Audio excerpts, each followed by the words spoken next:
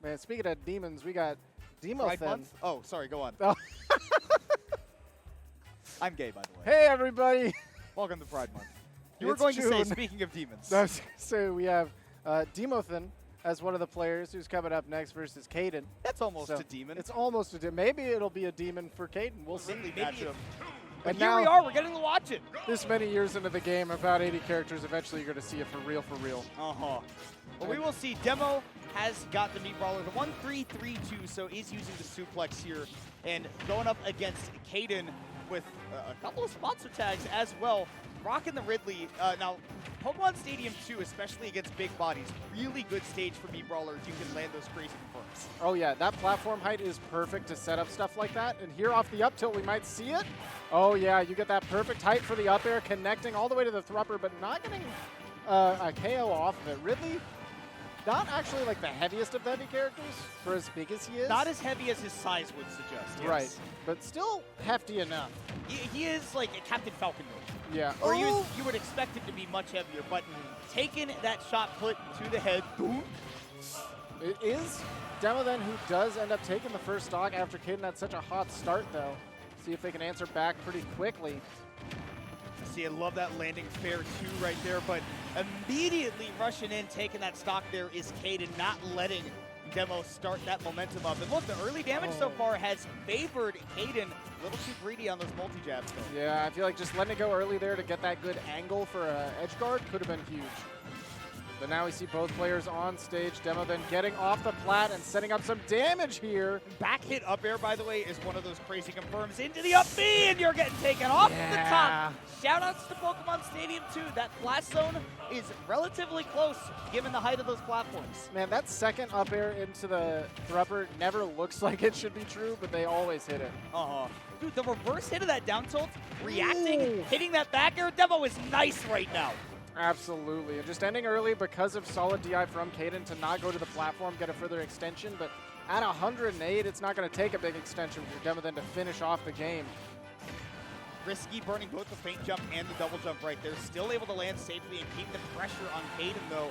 He's going to set up that plasma breath. Those fireballs not going to find connection. Love that early recovery from Demo, but a trip to the blast zone is in order. We will go to the last stock. And look, you got that Meat Brawler off stage. Take away that feint jump. Anything is possible. Absolutely, but you got to watch out for a lot of heavy hits like that down air and the shot put covering such a good angle. Big air dodge from Caden. How do we get off the ledge? Demothen trying to read a jump, backing up, giving a lot of space and respect to this big space pirate. Yeah, Ridley can just make up so much space so quickly. He's got great movement speed, good aerial drift, and huge hitboxes. That was an overcommit that definitely could have gotten punished big time, but now Demo, one more of those up airs can lead into the game. Up tilt, not quite, not going to sell out for that up B either. I believe that was an up smash. Yeah. So Demo will be taking that game one. Got pretty close, though. Absolutely, and with Ridley and with Brawler having the recovery that he has, like you mentioned, there was always a chance for Caden to come back there, still fighting with all of his heart. We're going to see what happens in game 2 if we can start with a little bit of that same fire. Because we did see Caden leading for quite a while in that first stock before Demothen was able to get one of those big finishers.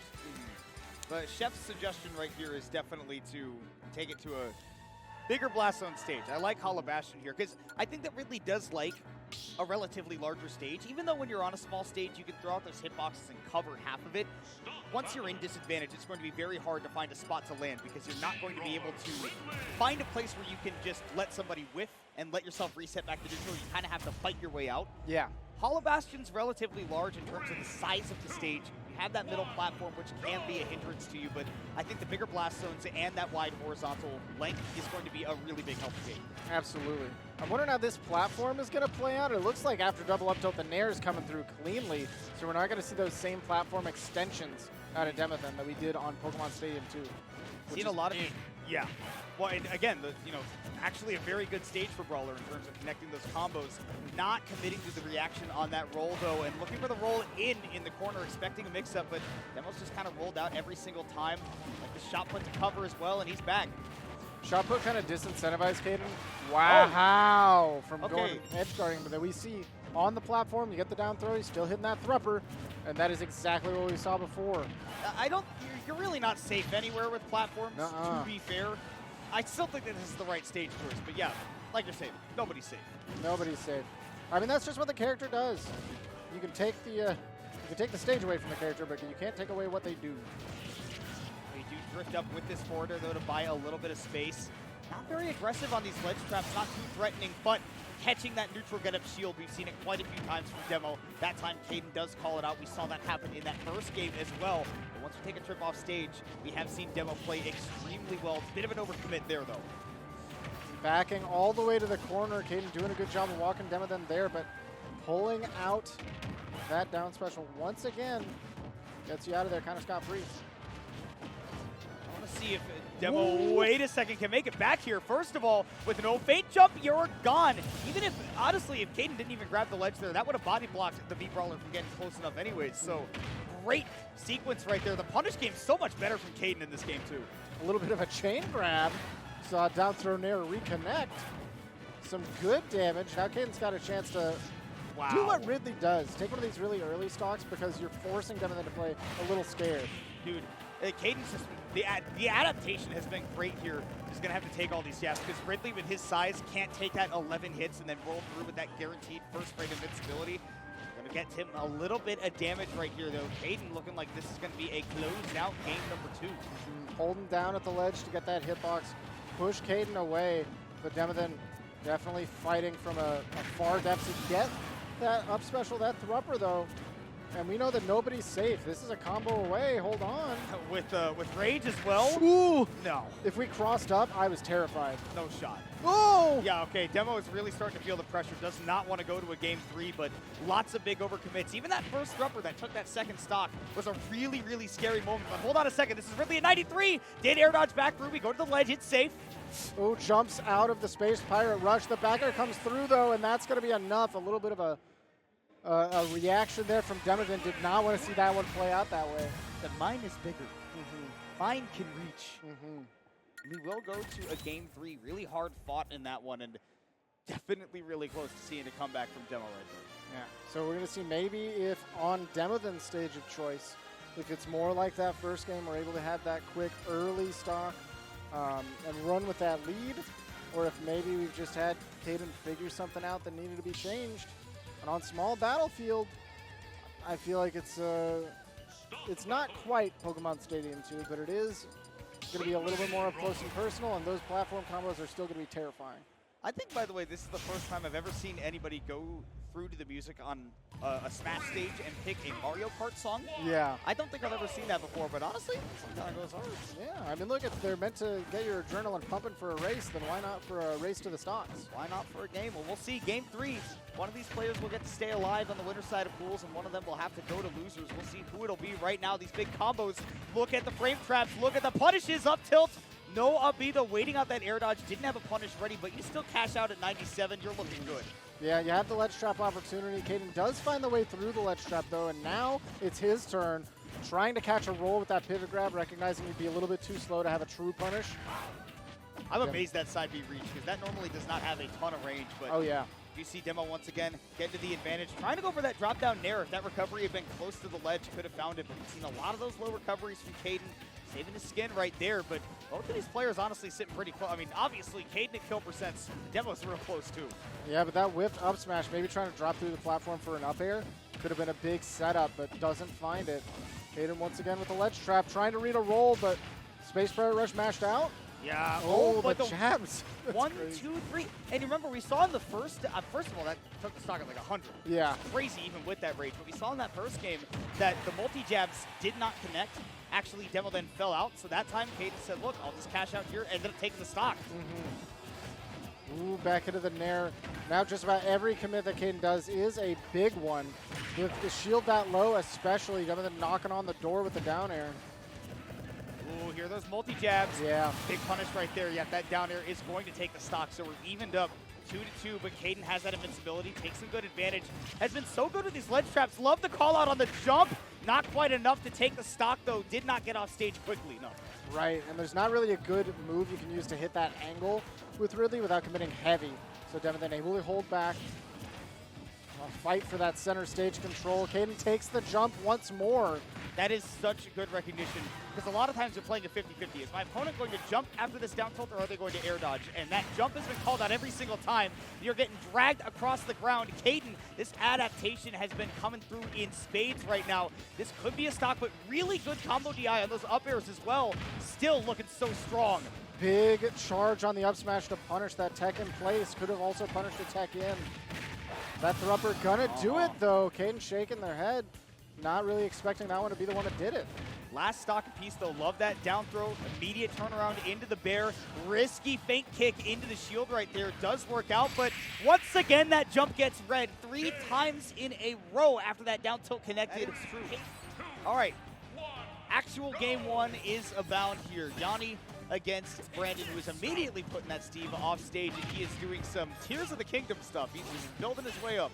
Yeah. As you had mentioned, there are quite a few ways for you to get through those blocks as Richter, and we were seeing that whip being a prominent way to do it, but Yonni paying no mind to the blocks now, just walking up aggro activated. The scary part is not the neutral or even the Steve sitting behind blocks getting resources for Richter. It's, okay, I got hit, I could die at any moment. Yeah, absolutely. Which is true for most people against Steve, but Richter especially vulnerable. We talked about that when we were looking at the exhibition matches earlier. We saw Richter appearance.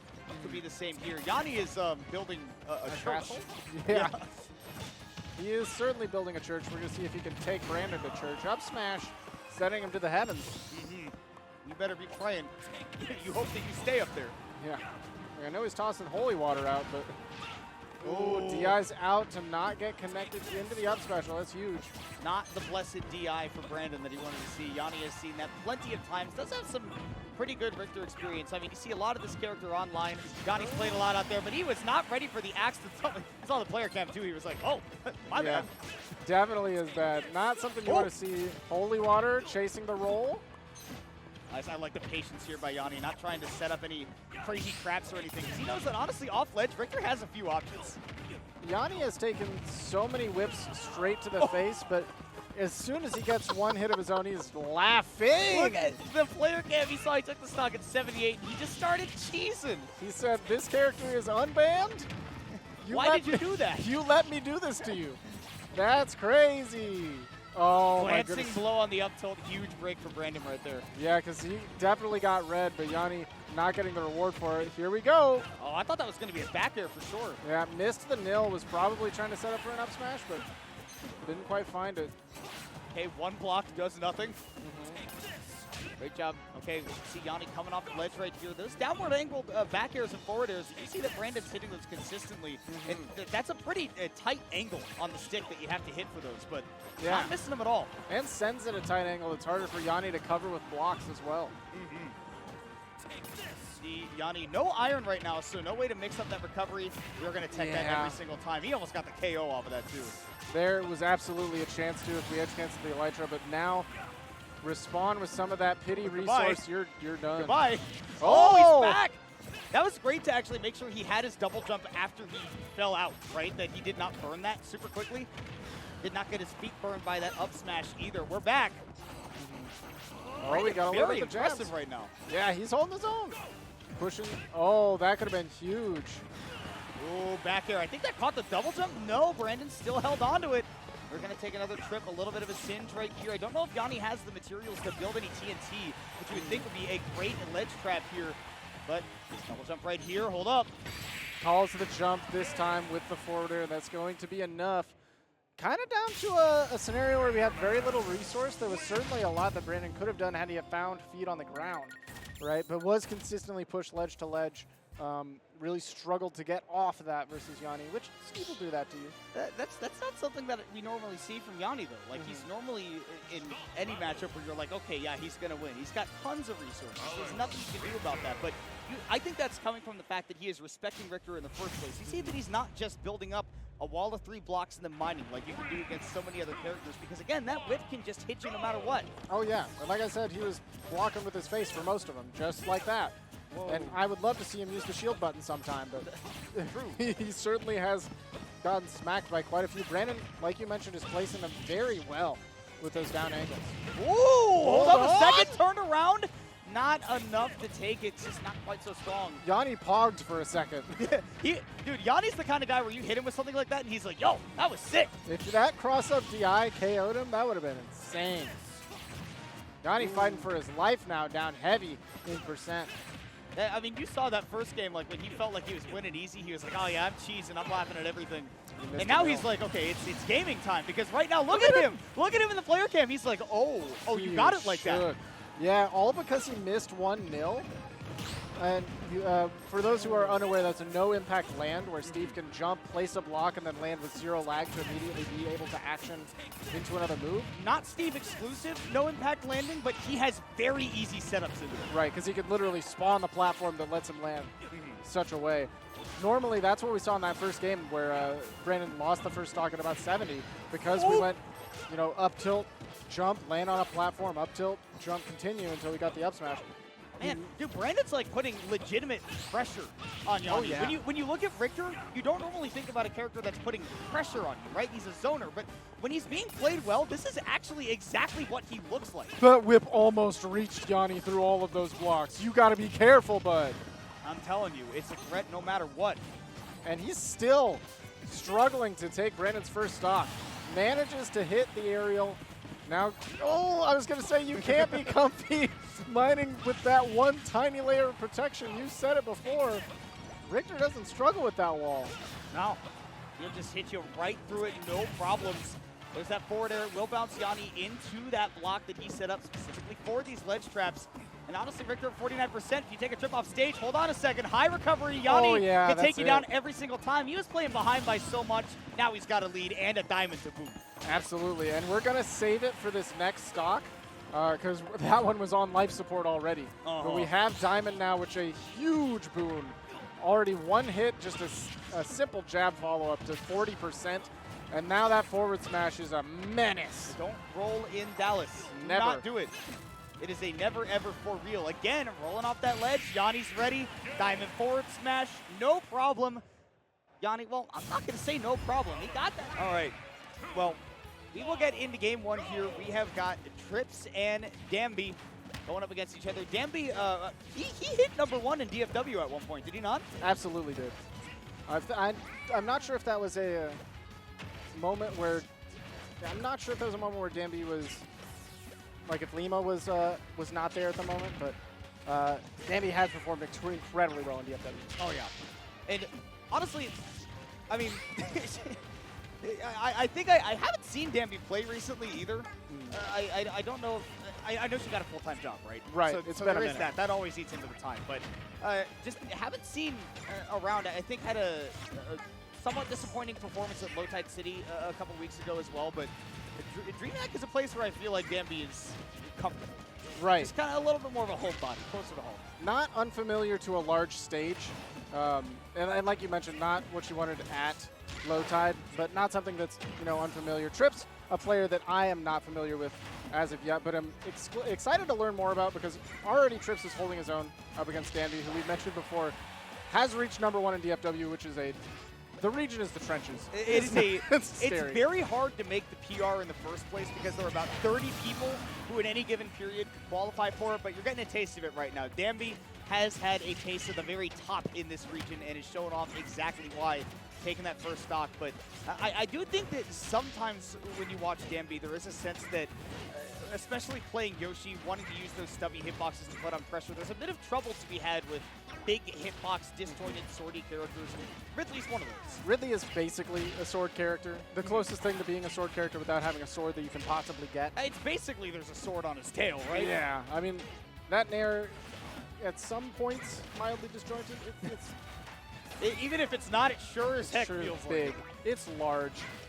Occupies a lot of space, but it does not lead to stocks all the time unless he can set up a tech chase. And Trips has not been able to put Danbi into a corner to set that up. Does read that fall off the platform. Not a whole lot of options to get off of him in this game, of course. But Danbi off the Angel Plat, immediately coming back with some big damage. Yeah, and like you mentioned, it wasn't quite a tech chase, but setting up Danbi on the platform, that is also huge for Ridley to get these stocks. Trips taking big advantage. That back air, a can opener move, really tough to deal with. Recovering very high. Yeah, and then catching the second Space Pirate rush with the forward air. Danbi putting trips on last stock first game.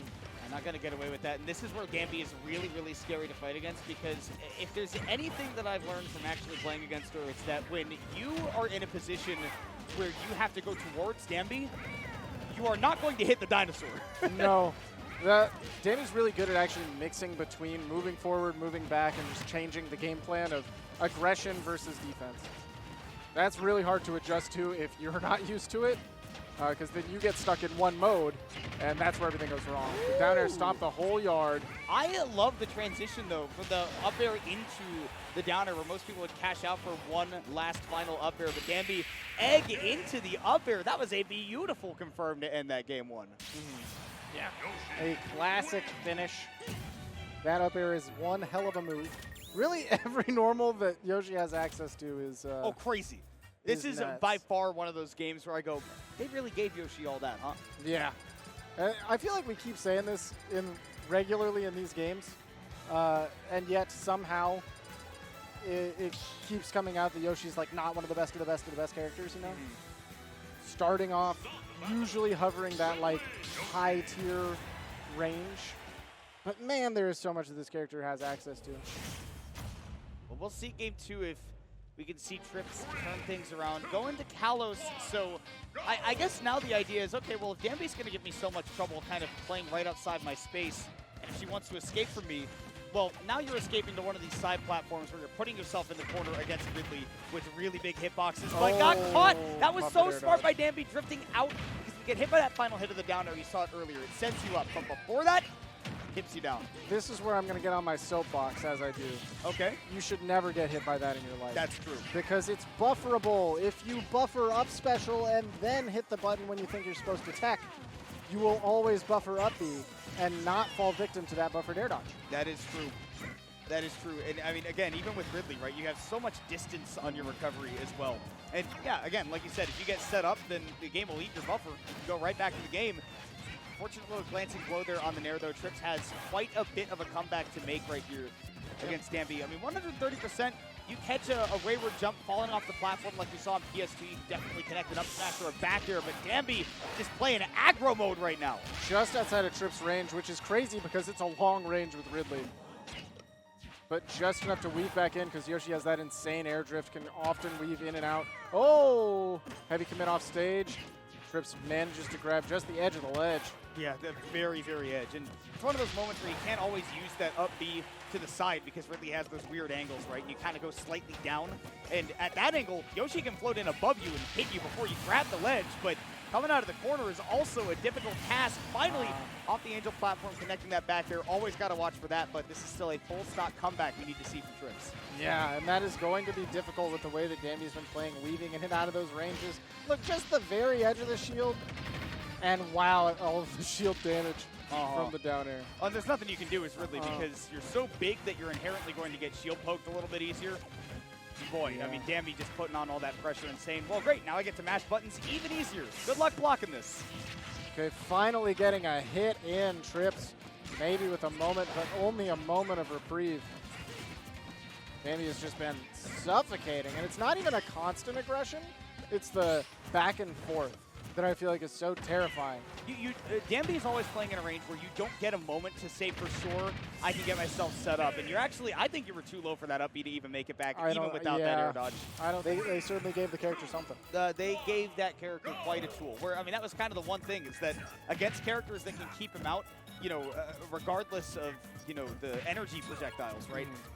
You can still suffer at that longer range. You do kind of have to get in. But now Game & Watch can kind of sit in the corner. So we'll see what he can do. Game & Watch, again, like you were mentioning, some stuff against Snake and already showing it off right now. That juggle game can be one of those things because if you get directly under Snake, he does not have a lot of aerial drift, and you can up air him to infinity. Yeah, normally the grenade is what kind of bails you out, but that up air being a disjoint that's just flying at you, the grenade suddenly becomes less of a cool tool and more something that you take extra damage and get juggled for longer with. So. No longer my friend. Friendship ended with grenade. Now air dodge is my best friend. Jumping just out of range of that Nikita. Dash attack is a great way to catch an opponent who is landing aerially because you have that little extra invulnerability on the hands. Oh, wow, we're going way up there with those up airs. I think even if that connected with MVD up there, it wouldn't have KO'd because they have virtually no knockback, as you can see, even at hypersense. It's just all about continuing that juggle and building up that damage. But MVD right now having a lot of trouble getting up close and building up that damage, which he needs to do against Game & Watch. Can't rack it up from a distance, trying to catch one of these landings. Huge patience to get shield poke and taken off the top by that key. And that is pretty much the way that the Game & Watch stock goes. It's very mostly flowchart against Snake, the way that you do it. You just got to get him into the air, keep going until the shield is low, and then swing. Nice. I love the crawl under the Game & Watch, though, and then reacting to that forward air, immediately getting up there with that IDJ up air, bringing this 1 to 2 stocks apiece. And I feel like there is a little bit of safety for MVD in the fact that Doofus has not been getting like the 50, 60 per hit that you can see at the beginning of games for Game & Watch. There he is crawling under the bacon again. He says, stop throwing that out there. I'm not hungry. That crawl is huge for closing the distance safely. Okay, 1 tick of the bucket. Takes 3 for Game & Watch to be able to utilize that as a weapon, which is, against Snake, usually an insta-kill given the power of his explosives. Some moves can give you 2 or even 3 charges of the bucket, so MVD will have to be a little bit more mindful. But one other thing to keep in mind is that if Game & Watch does get a full bucket, now you can just start flinging those projectiles as much as you want. Exactly. So it's one of those things where sometimes, even as powerful as the move is, the Game & Watchers will toss the bucket, the oil panic, so they just have access to it once more to negate that game plan. Nice. MVD playing so well around this juggle, though. Doofus is trying to stick close to the ground and catch some sort of panic option, either a grenade pull or an air dodge, but MVD just never gave it up. And he's just going to say, look, you come to me. I'm not going over there. The thing is, with the percents as they are, Doofus really doesn't have to come to MVD. It's on him to get something going. All right, MVD back to center stage right now. No ability to crawl under those, did not react in time. MVD has shielded a lot of these forward airs, and those can be plus on block. We saw earlier that Doofus actually followed that up into a grab afterwards. I think MVD has got to be a little bit more proactive when those bombs do hit his shield. Yeah, we've seen a couple of times that he's able to dash attack when he expects Doofus to land with the forward air low, but once it's already out, it's very difficult to deal with. And they were seeing that share being the thing that ends the second stock for MVD. Doofus now using some of this extra time, relaxing off stage. He knows that now that he has got a pretty solid lead, not even that close to kill percents against Snake unless he gets caught in some kind of juggle. Or if you give him an air dodge like that, which MVD loves to put you in the blender for. Could have been playing with a big lead, but now we're right back to dead even. Yeah, that is a rough air dodge to give up because the forward tilt was never getting the KO there. Trying to get, I don't know if that up close would break the Cypher. I don't think it would. But that's going to break MVD's spirits for sure. Not going to break the stock, though. Still holding on. Big charge on the hammer. You just got to back off because there's almost no lag for Game & Watch to toss those out. Yeah, you just have to look at that and go, well, I guess I just have to get back to center. Silly game sometimes, they say.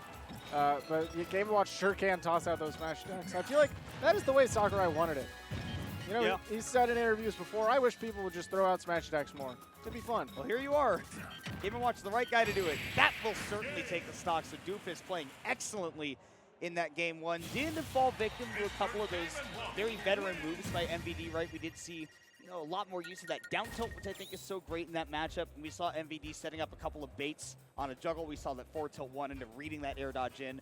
Couple of those, things that the veterans like MVD have seen all the time, but not enough to just overcome the sheer knowledge of the matchup that Doofus is demonstrating. Yeah, that is definitely one of those things where MVD is doing everything to claw it back to that close to even-ish feel, but it is still so much extra work on his side to keep it that way, feeling comfy, and Doofus was playing with the lead the whole time. It is a hard matchup for Snake, no doubt. But again, MVD has played against and beaten very good Game & Watch players before. It would not be a surprise to see it happen, but we will need to see some more adaptations because not even the base game plan was enough to take down Doofus, who's playing so well in largely the advantage, right? It was just a hit MVD once, and he's going to stay there for a while. We're already starting off with the Nair grenade this time. Pull does get you out of the scenario, but not for long. Doofus chasing MVD down and already taking so much damage. And between these two characters, right, the Game & Watch probably has to do on average a good like 30-40% more to take an MVD stock, but 128-10, quite the lead right now. And again, you get that one hit against Snake. Sometimes that disadvantage can suffer, especially against characters with good juggle games. And there you see that Bear being plus on block, giving Game & Watch that grab. Doofus, no problems right now. Ooh, and the down smash once again catching MVD's landing. It does not matter how much you try to nair dodge, spot dodge. The down smash will be there to meet you. Every single day of the week. Following up off of that Bear on the platform as well, Doofus, the damage is crazy right now. Waited for that air dodge too, but misspacing the up air. That was a big opportunity for MVD to get back into this one, but still taken back to the skies. Down tilt is going to punish the down smash. MVD may be finding an answer. If we're able to consistently hit that, that would be a huge game changer. He's going to need the, Hitchhiker's Guide to the Galaxy 42 right now. Doofus has the game face on and the stock lead. If MVD wants to wait here for this long, we can certainly make this a 5.5 minute game. Doofus should not be doing this right now, in my opinion, because a guy like MVD, if you're giving him time to just sit there and think, you saw the player cam, MVD just kind of looked up, neutral expression on his face. You're giving him time to formulate a new game plan, and right now you should be keeping the pressure on him. I guess, but it's not on you to jump at Snake and get something started. Absolutely not, but don't just stand there and chef either. Yeah. At least walk towards him, do some stuff like this, maybe get a 3-stock to 1 lead with hardly any percent done to yourself. Yeah, I got to dooze the forward throw, just set up a ledge trap opportunity. Up smash is huge. Man, that up B escaping from the potential C4 as well could have given MVD a combo starter, but just not able to connect anything. And you can watch that player cam too. MVD is actively putting some of his brain power into keeping his composure. Up B is going to send MVD flying. The Cypher there actually coming in clutch to stop the bomb, which would have been a huge pain to deal with on the ledge trap. And now we've got a chance for MVD. Ledge trap opportunity. Not letting that C4 rip either, though. Doofus back into the game with MVD at 205%. But, again, that happens sometimes. And just the sour down smash. Got to hold that one. Doofus with a 3-stock to 1 lead and may pull off a big upset winner. Yeah, this is going to be a huge mountain to climb for MVD. The downer's a big way to start it. Now we've got the C4 in a nice position, but giving a lot of room and a lot of respect to Doofus, ducking just to take a face full of fish. Ugh. I mean, at this point, you just ask yourself, what is left to try? If you're MVD, do you just try to run up and rush down the Game & Watch? Snake's not a rush down character, no. But it seems like we've tried everything else in the book. Does finally catch that drift in back air with that up tilt, but man, 81% already. If you get down smashed once after you take another 10-20%, this game could be over. Yeah, a big breath for MVD. Gonna wait for the opportunity to come in here. Trying to pull out the grenades. We haven't seen a whole lot of them, but that is maybe an answer for somebody who's just holding the chef. Yes, chef. Ooh. Down smash, okay, MVD drifting in to punish that. A couple of early whiffs by Doofus. Looking for that game ender right now, but once again, catching MVD holding that shield. That bomb is big. Seeing the early jump this time to escape is huge. But landing on Game & Watch once again, ill-advised. That is a struggle. We are one hit away from Doofus pulling this off. High up B, and the same goes for MVD going all the way up there. Gonna take him a minute to get out of that magnifying glass, but take it off the top, and Doofus pulling off not only an upset victory over MVD, but to see Hungrybox in the sun hat, the brighter pink one, whereas Cannon Red's got that dusty rose and the green cap. You can tell by the tags as well. Game 1 on Smashville. And again, these stages don't normally matter too much in a Ditto, but depending on the player you're playing against, sometimes either you're more comfortable or maybe you sense a weakness in them, who knows? I think at this point, it is really just comfort. But also, you get a little bit more interaction on Smashville on a smaller stage, so maybe the one that started off with some hot hands. Or feet in the case of JMXFIA too, because it's mostly those kicks that you got to watch out for the most part. That up air is also a big combo starter, but against somebody as floaty and as light as Puff, sometimes you don't get those big combos. However, you do get those earlier kills. Oh, yeah, use the thing to stall to grab that ledge. Big air dodge through Hungrybox there. Cannon Red now has that center, but the up air being big to fight back. This is a dance between the two. It is a lot of who has the aerial control. There's insane drift that JMXFIA has access to, and large hitboxes. a tango or a waltz or something. It's one of those ones that just flows very nicely. Love that nair out of shield by Cannon Red as well. A lot of people would go for the back air, but knows he doesn't need it, didn't have time for it, but has used that dash attack to great effect already here against HBox. Starting up with that down air, not going to set anything on the platform, because if that nair set up for a tech chase, we might be looking at one-on-one stock. And normally that nair is a big starter for Jigglypuff, but I guess Woo! that... We're looking at one stock Hungrybox. Oh, okay. Who did you think you were playing, Juan? Who did you think you came to DreamHack and were going to play? Yeah, that's not one you can trade with the rest either, because then you just come back and get rested and it's game over. And kind of Red, honestly, even hitting that rest and not getting the KO, taking it in return, you take that. All right, well, who do we all think we're playing today? I love it, though, because that first one, though, you build up like 70, 80%. That's going to be it, too. Cannon Red with a pretty solid Game 1 victory. Yeah, it was looking very much like an even game until we saw the huge rest conversion at such a low percent for HBox, really turning things around. And that genuinely, a lot of the times, is how Jigglypuff is. You're like, oh, this is so doable, and then you die to one rest at like 30, and you're like, this is no longer a game. It is glass cannon at its finest. Always has been, always will be. But that's why they call him Glass Cannon Red. You know what? I hope they do. I hope they do. That's actually heat. That is a good nickname. We'll see if Cannon Red can continue to take that into account. Parries on so many of these pounds, by the way, and like parrying on purpose to get those big opens. Oh yeah, because normally Pound does hella shield damage, and it leaves a mix-up there for Jigglypuff afterwards. The late hit is particularly potent in the down air, not getting a conversion afterwards. Hungrybox dropping it. Now, what did they say in Melee all the time? 2-1. Where are the RTC rests? Yeah, where did they go? Oh! I hate to see the Jigglypuffs dancing so close to each other. Oh, he fell asleep! Yeah, that's a big sleep to hit. Hungrybox losing it at 40-ish%. Oh, you're not going to rest that. He's nowhere near you, bud.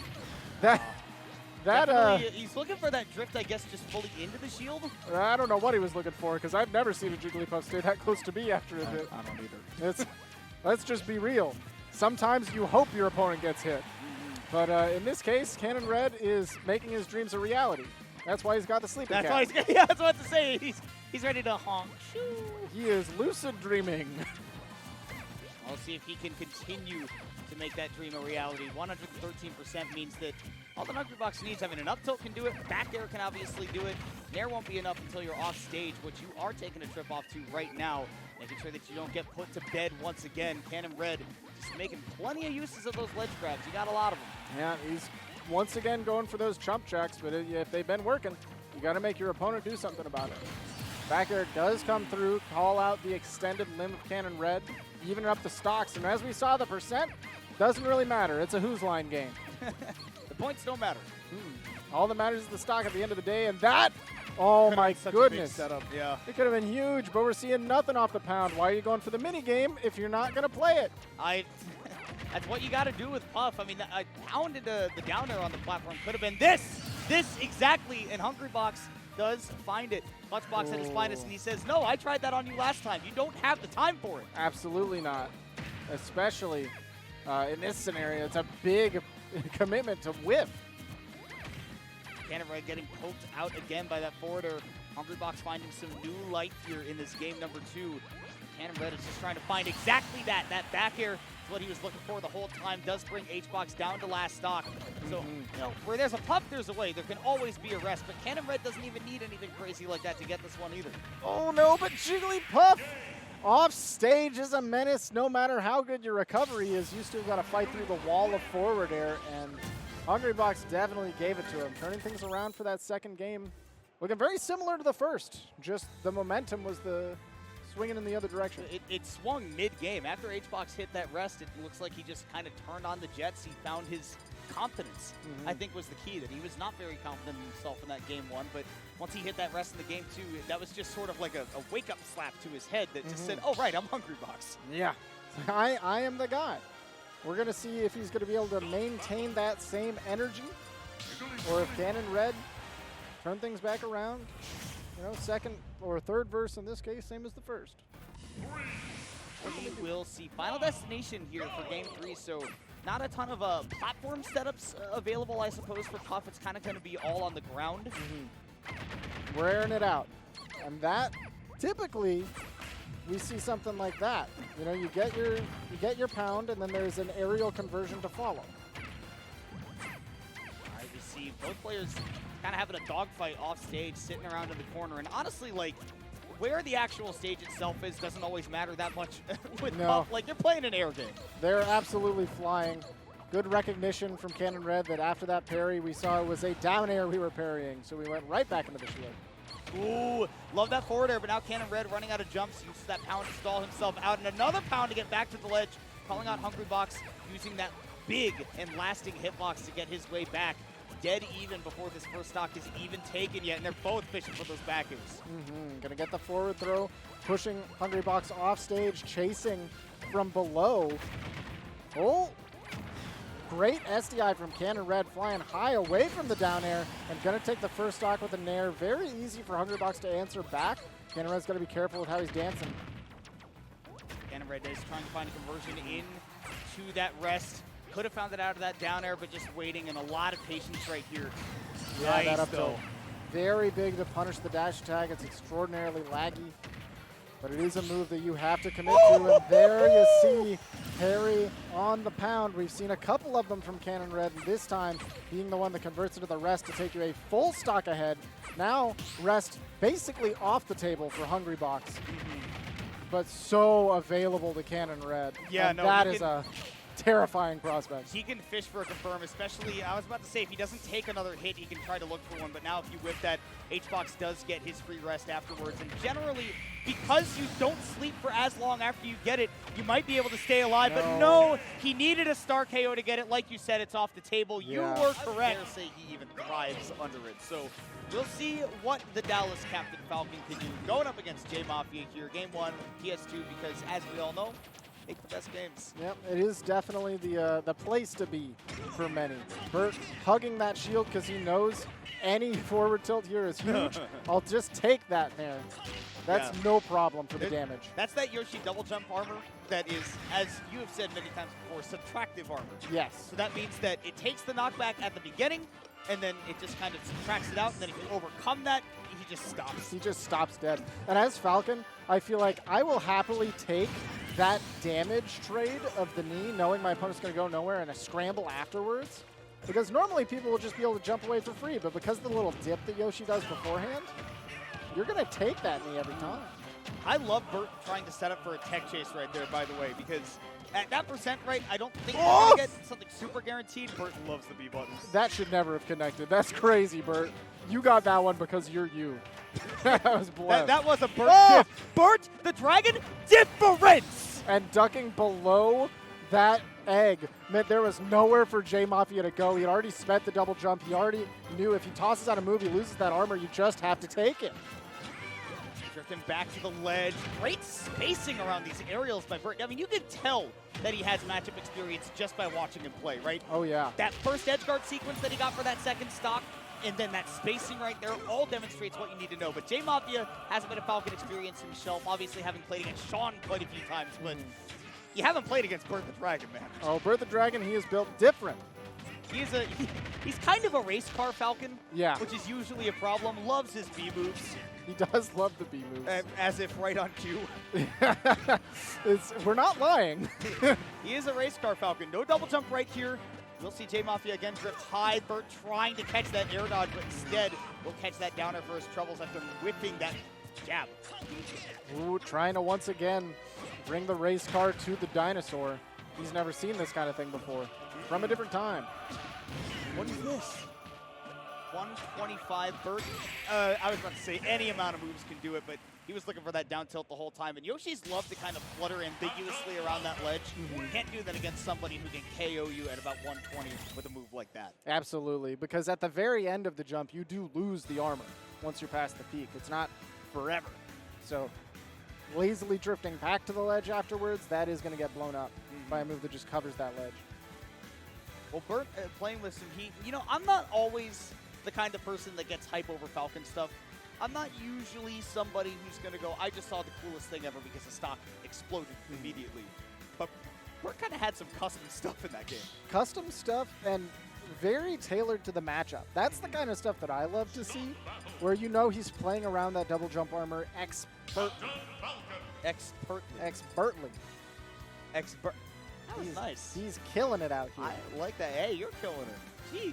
We're here to play the game Wordplay. and talk about the game. You're playing words right now. That's what I'm doing. This is what I call Scrabble. I love Scrabble. This guy's playing words. I forgot to do the Wordle today. Ah, too bad. Got plenty of time left. We'll see. Game 2 to Kalos. I feel like this is a stage that Bert counterpicks himself sometimes. Am I wrong?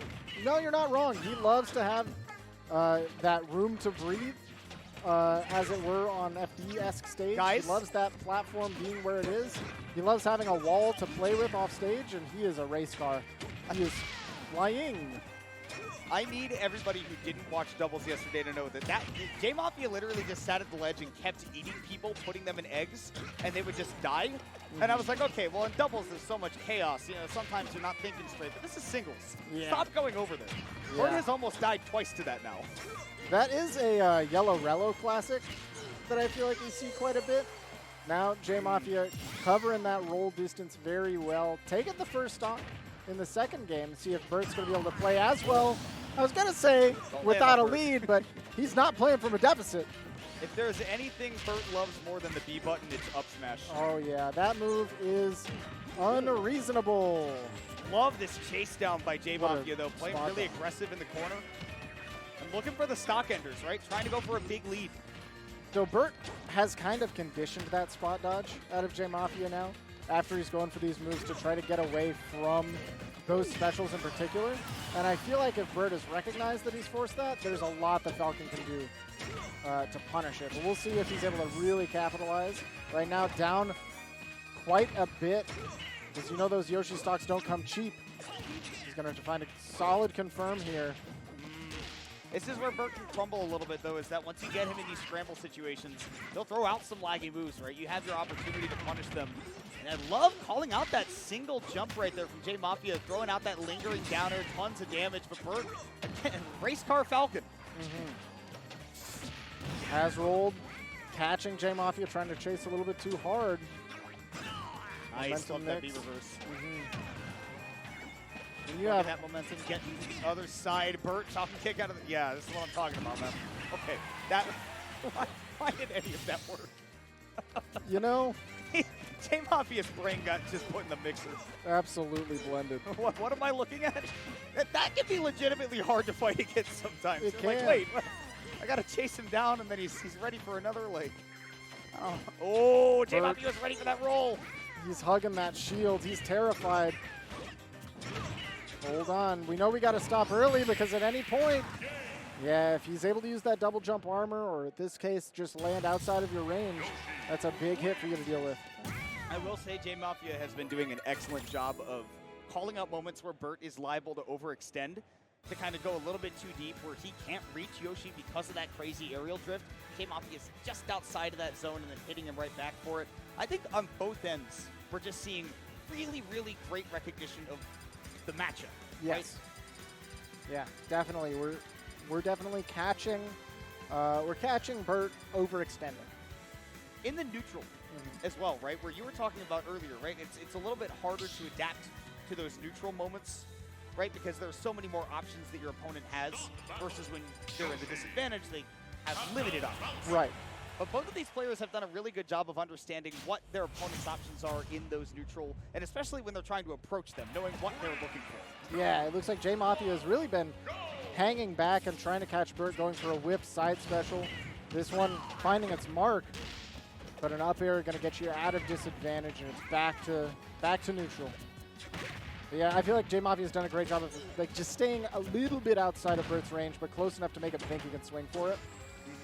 And that's been really hurtful. That was a move. Yeah, not a good one, I'd wager. And yeah, just so many overextensions from Bert, right, where you can kind of see the impatience get to him. I mean, Bert's one of the best Game 1 players I've ever seen, and then as the set goes on, he's like, okay, but I want things to keep happening. Yeah, that is. Just like that. Just like that, Falcon kick out of the corner. JMXFIA is not getting hit by these burst options, right? The surprise moves, you've already used up all the surprise factor. Right. Now surprise him by not doing them. Exactly, the mix-ups. That's the shock. The mental mix-ups is what you need right now. But trying to find your in cleanly on Yoshi, I get it. Sometimes it does feel like you're reaching no matter what, because he has all that aerial drift. He's got great aerials, and it feels like with Falcon, if you're not hitting like a clean back air, if you're not a back air Falcon, and Bert really isn't, a big back air Falcon. Ooh, well, I thought he was going to go for the double jab reset, but just actually read that roll in. That could have definitely been the stock. We've seen that forward smash put in work for JMXFIA, but like you were saying, dealing with that Bert offensive has been great. Somehow getting sniped out by that Captain Falcon kick right there. Still back to even. He's got to find these grabs for clean damage, or my goodness, he's not even getting clean damage off the grab. That neutral area is half a move. It's, I think that's just a really good combo DI by JMXFIA, right? Yeah. I can't tell if he's DIing like up or up and away, somewhere that Bert's not expecting, where there's just creating a blind spot in that narrative. Yeah, it's rough. Finally gets the armor through. Second hit of the up smash, big damage. That's the up B from Bert. I think he's waiting for that action out of shield, but no. Does not let it rip, and the back hit of that up smash, JMXFIA is very excited about that one hitting.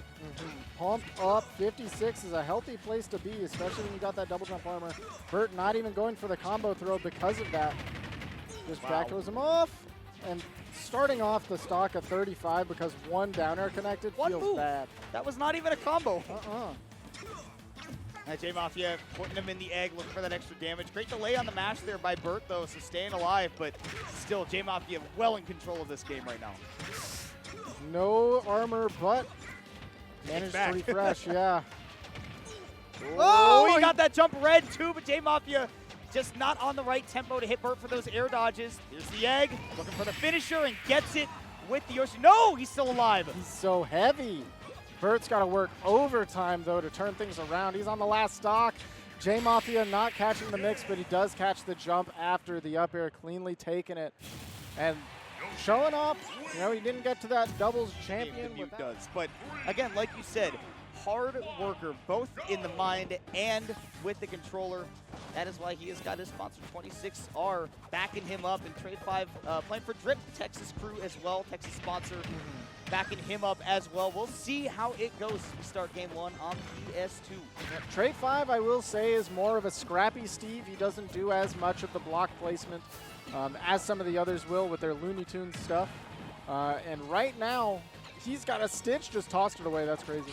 I don't think you need it right now. You're playing with a big lead. I think you generally use the Stitch when you want to come back, but don't give him a chance to, you know, do this and then add more on top of it. Yeah, very fair. Gonna finally get that grab, push MuteAce off stage. Trade 5 finally finding an opportunity to play the game. Really, he has been on the back foot since the start. But as Steve goes, this is not a far from even game. Bonk. He just gave himself a concussion for no reason. Stop the match. Hit him with Doctor. Somebody please. That's one of those moments where the people outside of the scene love that Steve is so broken because he's so goofy. I look at that and I'm like, I get it. I get it. I get it. He could just do that. He is having a Give good time. himself a concussion. Oh, not going to quite find the follow-up, but punishes the air dodge that Mute has to go for there. Man, Mute got off to such a hot start. And Trade 5 put on 134, almost unanswered. Like, he took one hit, but nonetheless, it only took one more hit from MuteAce to take that stock, but the same will now go for Trade 5 as he has now got those diamond tools ready to go. Yeah, and he's just spacing around, waiting for an opportunity to get maybe that F smash or a back air to take this stock. Forward air, put MuteAce off stage, took the turnip. Oh, little extra dammy. Eat your veggies. Oh, that's going to be rough. No, yeah. forward throw, and it is still enough to take it. At this close to the edge, at 180, that'll definitely do it. Oh, big extension from Mute. I love the corner swap as well. You could have definitely gone up a little bit for more damage in a juggle, but against Steve with Iron, I would much rather put them at the ledge. Well, you see even the combos from Mute too, right? Like that second drag down up air on the platform, I believe like you can only fastball that and continue if you fastball after the second or third hit, That's I believe. And so tight. It is such a tight window, even with the hit lag, but Mute is so consistent with those. Playing around so that you get access to that fair through the blocks. That is one of the better ways to deal with it because you can float with it and have very little lag. But man, it's still a threat. Mute catching that turnip 3 times. Just continuing to get clocked by it, and then waiting for Trey 5 to air dodge in, afraid of that turnip coming back down to hit him. So Mute playing with a solid lead right now, and no diamonds to be dealing with either. Yeah, healthy, 60%. I'll say healthy at the moment because like you mentioned, there is, oh my God, there is no diamond. The tools are primitive. Stone, I believe, at the moment. K5 using some of that iron to try to burst in, but Mute's been playing around those minecarts extremely well, not really getting hit by them in any sort of surprise factor. Yeah, we've got 2 blocks left from Trey 5 right now. We need to mine, and But where's the time? we don't have time. There is no time when MuteAce is right in front of you, and that's one of the reasons he's so good at this matchup is that he knows how to put pressure on you without overcommitting himself. Absolutely, he's floating inside these ranges that make it uncomfortable for you to mine, or if you are committing to it, then he can close that gap. Oh, what a roll read. Dude, the block got in the way, so Mute just had to adapt to that in like a fraction of a second and say, yeah, I'm not allowed to do anything here. But Trey 5, man, and you mentioned it, Scrappy Steve does need to take this next stock from Mute, but Diamonds are ready to go for this last stock. Anything can happen. Ooh, anything could happen. That forward air from center not going to do it. Oh, we've got pressure. Oh, so many rolls from Trey 5. And Mute's been very patient around them. He wants to make sure that he is striking at the right time. And you have to when those diamond tools are out because, dude, we're so close to them getting a KO. Nair almost getting the KO with the back hit. The down toss turnip, not quite enough. But that one certainly. What? Oh my God, a bomb! Oh my God. JC! Why did that turnip not KO Trey 5 from that far out? I don't know. The back air, I wasn't sure if I wanted to believe at that point after what I've seen. I just thought that he was an immortal Steve. He had diamond armor. He's coming back a zombie now. Zombie. Different. And man, Mute is not looking any different than he did at the start of the set. Staying composed. You have to. No matter what they throw at you, you have to. I mean, again, we talk about how good he is in the matchup, but there's also something to be said about just how good he is as a competitor in terms of a mindset in general, right? Like, I think like the worst you see is that he'll be like, oh my God, I don't know what to do. But that's just him like kind of venting out the frustration so that he can focus on the game. It's just, it's the cooling vent. He just jettisons it from his head and then he's back in the game. Right. You take the mental damage for a little bit and go right back to what you were doing. Acknowledge that it's there because that's the only way that it can go away. You can't solve the problem without acknowledging first that there is one. And Mute is a problem solver. He's a problem solver. Talk about problem players and problem solvers. Mute is the ultimate problem solver for sure. He sure is. All right. We're out here talking about the video game. This is a time. We got. What was that you just showed me? That was I don't know how to explain it to you. I don't either. I don't know how to process it. I'll take a look later. Right now, got to get back into the game. And yes, the Steve has indeed come back revived as a zombie. As you said. Wow, it's crazy. It's like I know Trey 5. Look, he's cheesing. He was cheesing because he's having fun playing the video game. Dude. Already upgrade to iron. Or not iron. So rarely see DFW players getting worked up in a tizzy over this game. Like, just the entire player base just loves getting to be out here and compete. They play because they love the game, and that's why they're here. That's the right way to do it. That's why the region's so good. Yeah. Don't get worked up. But we got to see. Trey 5 has got to work up a comeback in terms of this set. Does have the percentage lead and some iron tools, I do believe, at his disposal. So a 1.2 times knockback, I do believe, on those. So plenty of power available, but you do have to get into the advantage to really utilize that, right? You've got to put Mute into the corner like this and then leverage stuff like that back there, which he was trying to, but Mute with that turnip in hand, taking advantage, but not taking the stock. Yeah, we've got to reach the industrial age, both in the tools and in the selection of the moves here. Wow. We are getting slapped, and we have, oh my goodness, Stitch in hand. This is going to be a huge lead for Mute built up. Dude, the turnip RNG for him has been so good, and it hasn't even mattered like a little. Nah, I don't think we've seen a special turnip connect once, except, well, there you go. There we go. Finally connecting, but there was so much shield damage. You were never blocking all of that. Trey 5 evening up the stocks pretty quick. MuteAce trying to make a Hyrule Temple combo happen. He wanted the bank shot, but Not able to find it. You see him mixing up that SDI too, the different places that he's flying towards, right? Kind of see him shaking, going away, and then up and in. Trey 5 trying to make sure that there are no really guaranteed autopilot combos. You're going to be thinking the whole... If I have to think about this game the whole way through, so do you. Yeah, absolutely. Ooh, dash attack not finding its mark. Mute waiting just a little bit longer in the air. Ooh, Trey 5's burning iron right now because you do see there is... Very little. Tell if that's wood or if it's dirt right there, but you need 2 of those to build 1 block, and he does not have 2 of them. Oh, he is very, very low on resource. Building up a little bit more of that iron. You know. We're not wanting for iron. No, we have plenty of that. And you do have plenty of access to it here on Hollow Bastion as well, because if I'm not mistaken, the center part of the stage is iron. I actually don't remember. One part of it is stone, one part of it is iron. I think it's the center that is that iron. That makes sense to me. Part of the reason he has got plenty. And the gold tools as well for the extra frame data. Mining super quick, has access to the diamond. That's right. It's the gold part of the center of the stage that is the iron. So you see Trey 5 specifically mining that part of the stage as much as possible, because mining iron is one of the quickest ways to get to diamond. Plus, you want to have a lot of iron. Absolutely. You need it for that end game. And we have, on this last stock, achieved end game goals. We have that diamond. We have quite a bit of iron. Oh, but MuteAce is still coming at you full force. Are you going to get the opportunity to use it to full effect, or is MuteAce going to continue his, demonstrated skill against this character? That turn-up just barely saved him from that F-smash. And honestly, don't think it would have if Trey 5 had held on to it longer. How did that F-smash live? I don't know. I wonder if maybe up smash would have done it. Yeah. Maybe. I don't know if that would have KO'd at this point, but it certainly would have been close. Off that top platform, I mean, maybe, but we won't get a chance to find out. Mute lands that back air at the corner of the We do get to tune in some incredible action here, like you just said. It's going to be Grayson, very well-known Rob around the area, and for good reason. One of the early innovators of being able to extend a lot of early gyro strings. Oh, yeah. That kind of has evolved into, if you get hit by it, you die. Right. And that has evolved the metagame around Rob to be, we have to parry this nair or we die. Yeah. Which Now, is something. But it started things off though. You were talking about how Basik is, the whole riding the bike thing. Well, he hasn't forgotten how to ride it. That is 6% taken stock off the rip. Nothing went wrong for Basik that stock. Yeah, if I'm not mistaken, I'm sure that Basik has been grinding. Oh my goodness, grinding Street Fighter 6 or maybe 5 up the way 2-6, and he's always been a grappler player at heart. So I mean, apparently his neutral game has just gotten amazing because he is down here. He's barely losing any interactions. Even at ledge, he's been doing well. Of course, obviously, they're always going to eventually go for a lone whip.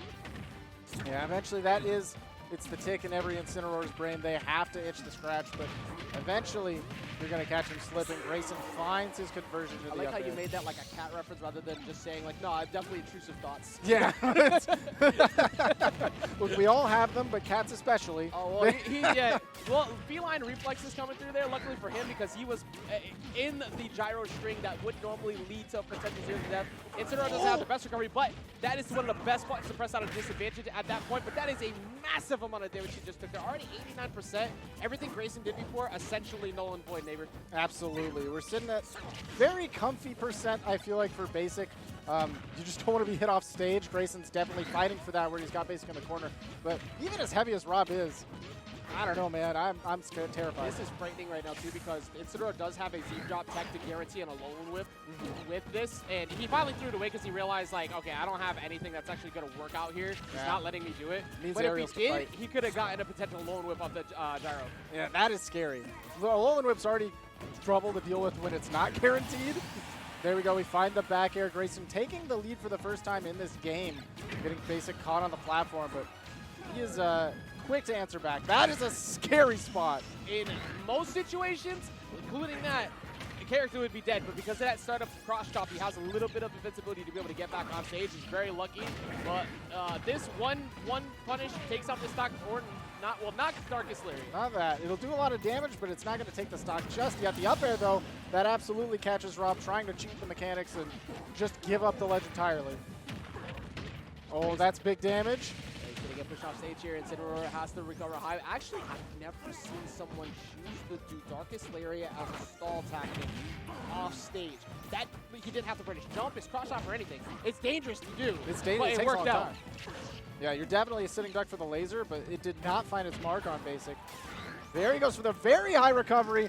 Grayson ready for the cross-up immediately, and then he sets up that up air, as you do. He got DI checked there. He 100% got DI checked. You saw how he was fading in and out, and then he went right back into center. But I'm pretty sure that his hurt box was actually shifted over to the left, and he went very up. So it's hard to pass the test sometimes, especially when Grayson last second decided to drift in to mix it up, because otherwise Inciniroar was probably living that, and you would have had to deal with Rage Inciniroar. It is a two-player game. There are things that the Rob can do to mix you up while you're getting in the blender, but sometimes it feels like a Mario Party minigame. Yeah, sometimes Rob makes it feel like a one-player game. Oh, so true. It's like, oh, okay, I didn't know that I was currently dealing with this obstacle course. Actually, wait, you hit me once and I died. I didn't know I was in danger. Rob hate in like pain and suffering is still there because of how good he is, but he's like, it's almost like the PR team for Rob didn't have to work anymore because Mythra and Kazuya and everybody started kind of taking over that. Oh, yeah. But never, ever forget, and I'm sure that nobody needs to be reminded exactly how dangerous he is, especially on last stock because of those kill throws and his easy setups at ledge. Oh, yeah. The DLC Pack 2 definitely took some of the heat off of Rob, but especially considering that he is one of the better characters into a lot of DLC Pack 2. He's got some eyes on him. I just realized he definitely saved them there. I do not. Now he's dead. Now he's dead. Yeah, air dodge out of the way. He didn't do it that time because the cross chop is a decent height, but not a great height. It is kind of hard to get back on. Now it looks like Grayson is kind of done with everything Basik was doing. This is the adaptation frame that Grayson brings to the table. He is a downloader, so the more that you play against him, the more you'll see these scenarios. There's a lot of players who operate so well. Like, that first match doesn't mean anything. But if they won it, you're in a terrible spot. Oh, yeah. You've already got, like, even right there, you're starting to mix it up. Before, he always put it at neutral get-up coverage, but now he's putting it just within roll range. That's good matchup now. Hopefully by now people know that, but do not go up in front of that. Just up smash on the shield, don't neighbor. That's going to get it done, and it's gonna put it at 3-1 as well. Yeah, this is, game 1 was data, and we won it. So game 2 is a bad place to be. This is a wash currently, but hey, a low one comes through. All right, so if Basik can get a solid 0 to 60, I'll get some tips. But that's about it. You got a lot of work to do. Ooh, he was just sitting and waiting to get that counter going. Oh, that's big damage. He's lucky he did it too, because that gyro would have guaranteed the grab.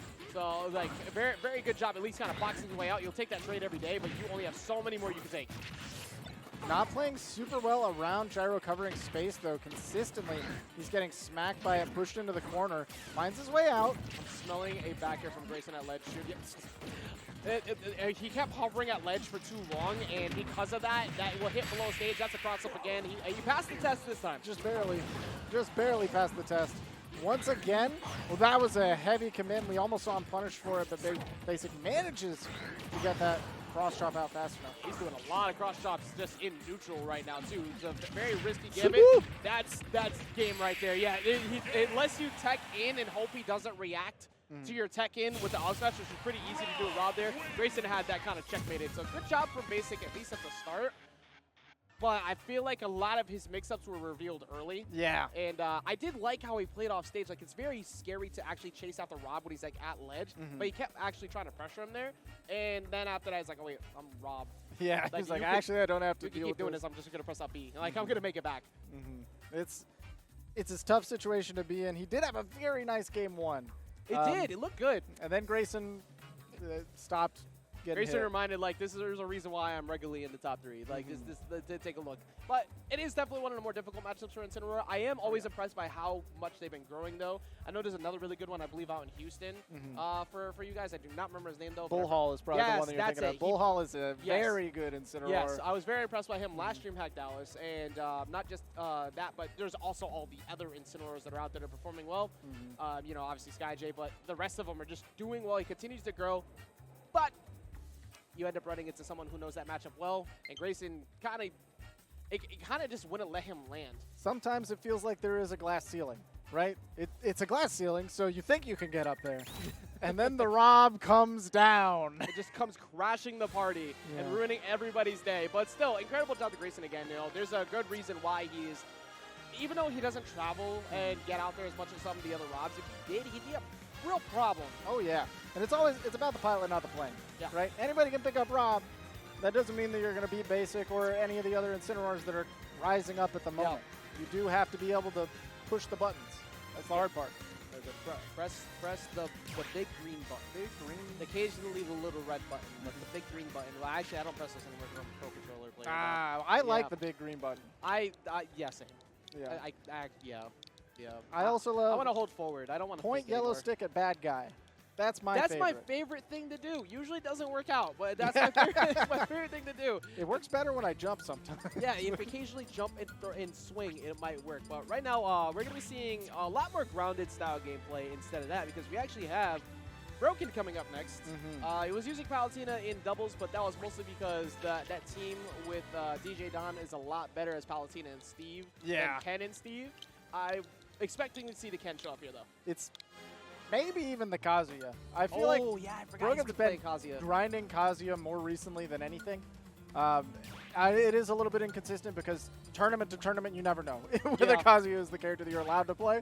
But right now, everyone's unleashed. Everybody's here. So we could be seeing Kazuya. We could be seeing Ken. We could be seeing Broken picking random. I don't know. It's pools. Anything could happen. Literally anything could happen. He's going to be going up against Z, who is a new player to me. So we'll see what Z is able to bring up to the table against a player that we're both very familiar with. Broken being really proficient. I so badly wanted to say what Z played, but then I remembered there's like 4 of them. Yeah, so there's a bunch of Zs. I don't know which one this one is. So I know there's it's definitely not the Palutena that I'm thinking of. There's a Villager out there too, but I don't think they play anymore. So we'll find out in a second. But even though we don't happen to know at the moment, chat, one of my favorite things in general is seeing someone who I don't know and them forcing respect on their name. Like just showing up here and getting big upsets and making things done. And Neighbor, honestly, one of the characters that could pull a surprise factor in that is Pit against Ken because he's got 1,000 multi-hits, so all of Ken's normal defense does not matter. I agree, and I love that immediately Z, he's clearly played against a Ken or two before because he immediately said, stay back, I don't want you to toss that Hadouken at me. Hey, get away from me. I want nothing to do with this. This is a bad situation though. Like one of the things Pit does so well, once he starts getting those simple bread and butters, he gets consistent 40+% strings. But once you are right on top of Ken, you start screaming for help. Yes, he has insane frame data, very good normals, and they convert insanely well into the specials, does a ton of damage. You typically don't want to be up close. You're hugging that mid-range. Yep. And this is why, he's too floaty to fall into the forward smash there. I really expected Shoryu here, and we're not seeing it. Broken missing a few confirmed. I almost feel like it's not intentional at the end. Like maybe just need to warm up a bit.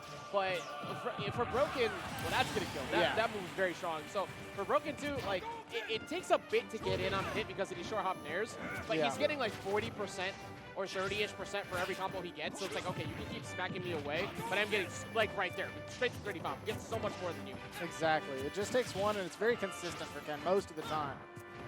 We saw, a little bit of shakiness on getting the stock finished. I think maybe going for full strings just to convince himself that he could, because I'm sure that one of those jabs could have just been a Shoryu. Yeah, I do like the fact that Z's making sure that when he does commit to anything, even though he is swinging a lot on short hop, he's making sure that he's not staying around his range. But Broken finally that time reacted to it and ran up after the air dodge. All right, Broken did remember that he has access to Shoryuken, and now he's using it to take the stock. What if we heard it over on the other side?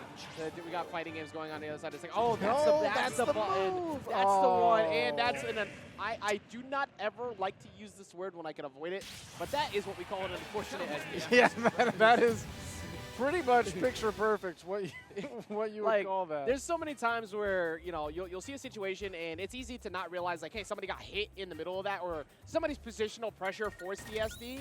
So it's like, okay, it wasn't that unfortunate because they just happened SD. That one though was 0% and straight up went underneath PS2.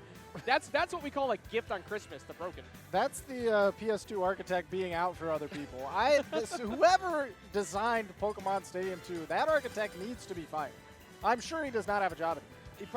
Probably not. Like, I mean, also there's no fences or anything up in front of the crowd, so like they're just in danger. They're like all big day. danger. It's like, yeah, I'm just gonna stand here as there is a guy who is saying Giga Flare up there, and this entire stage is just on fire. Now, but I could feel the heat. I can feel it. I'm in the fight. Competitively, we don't have access to final smashes.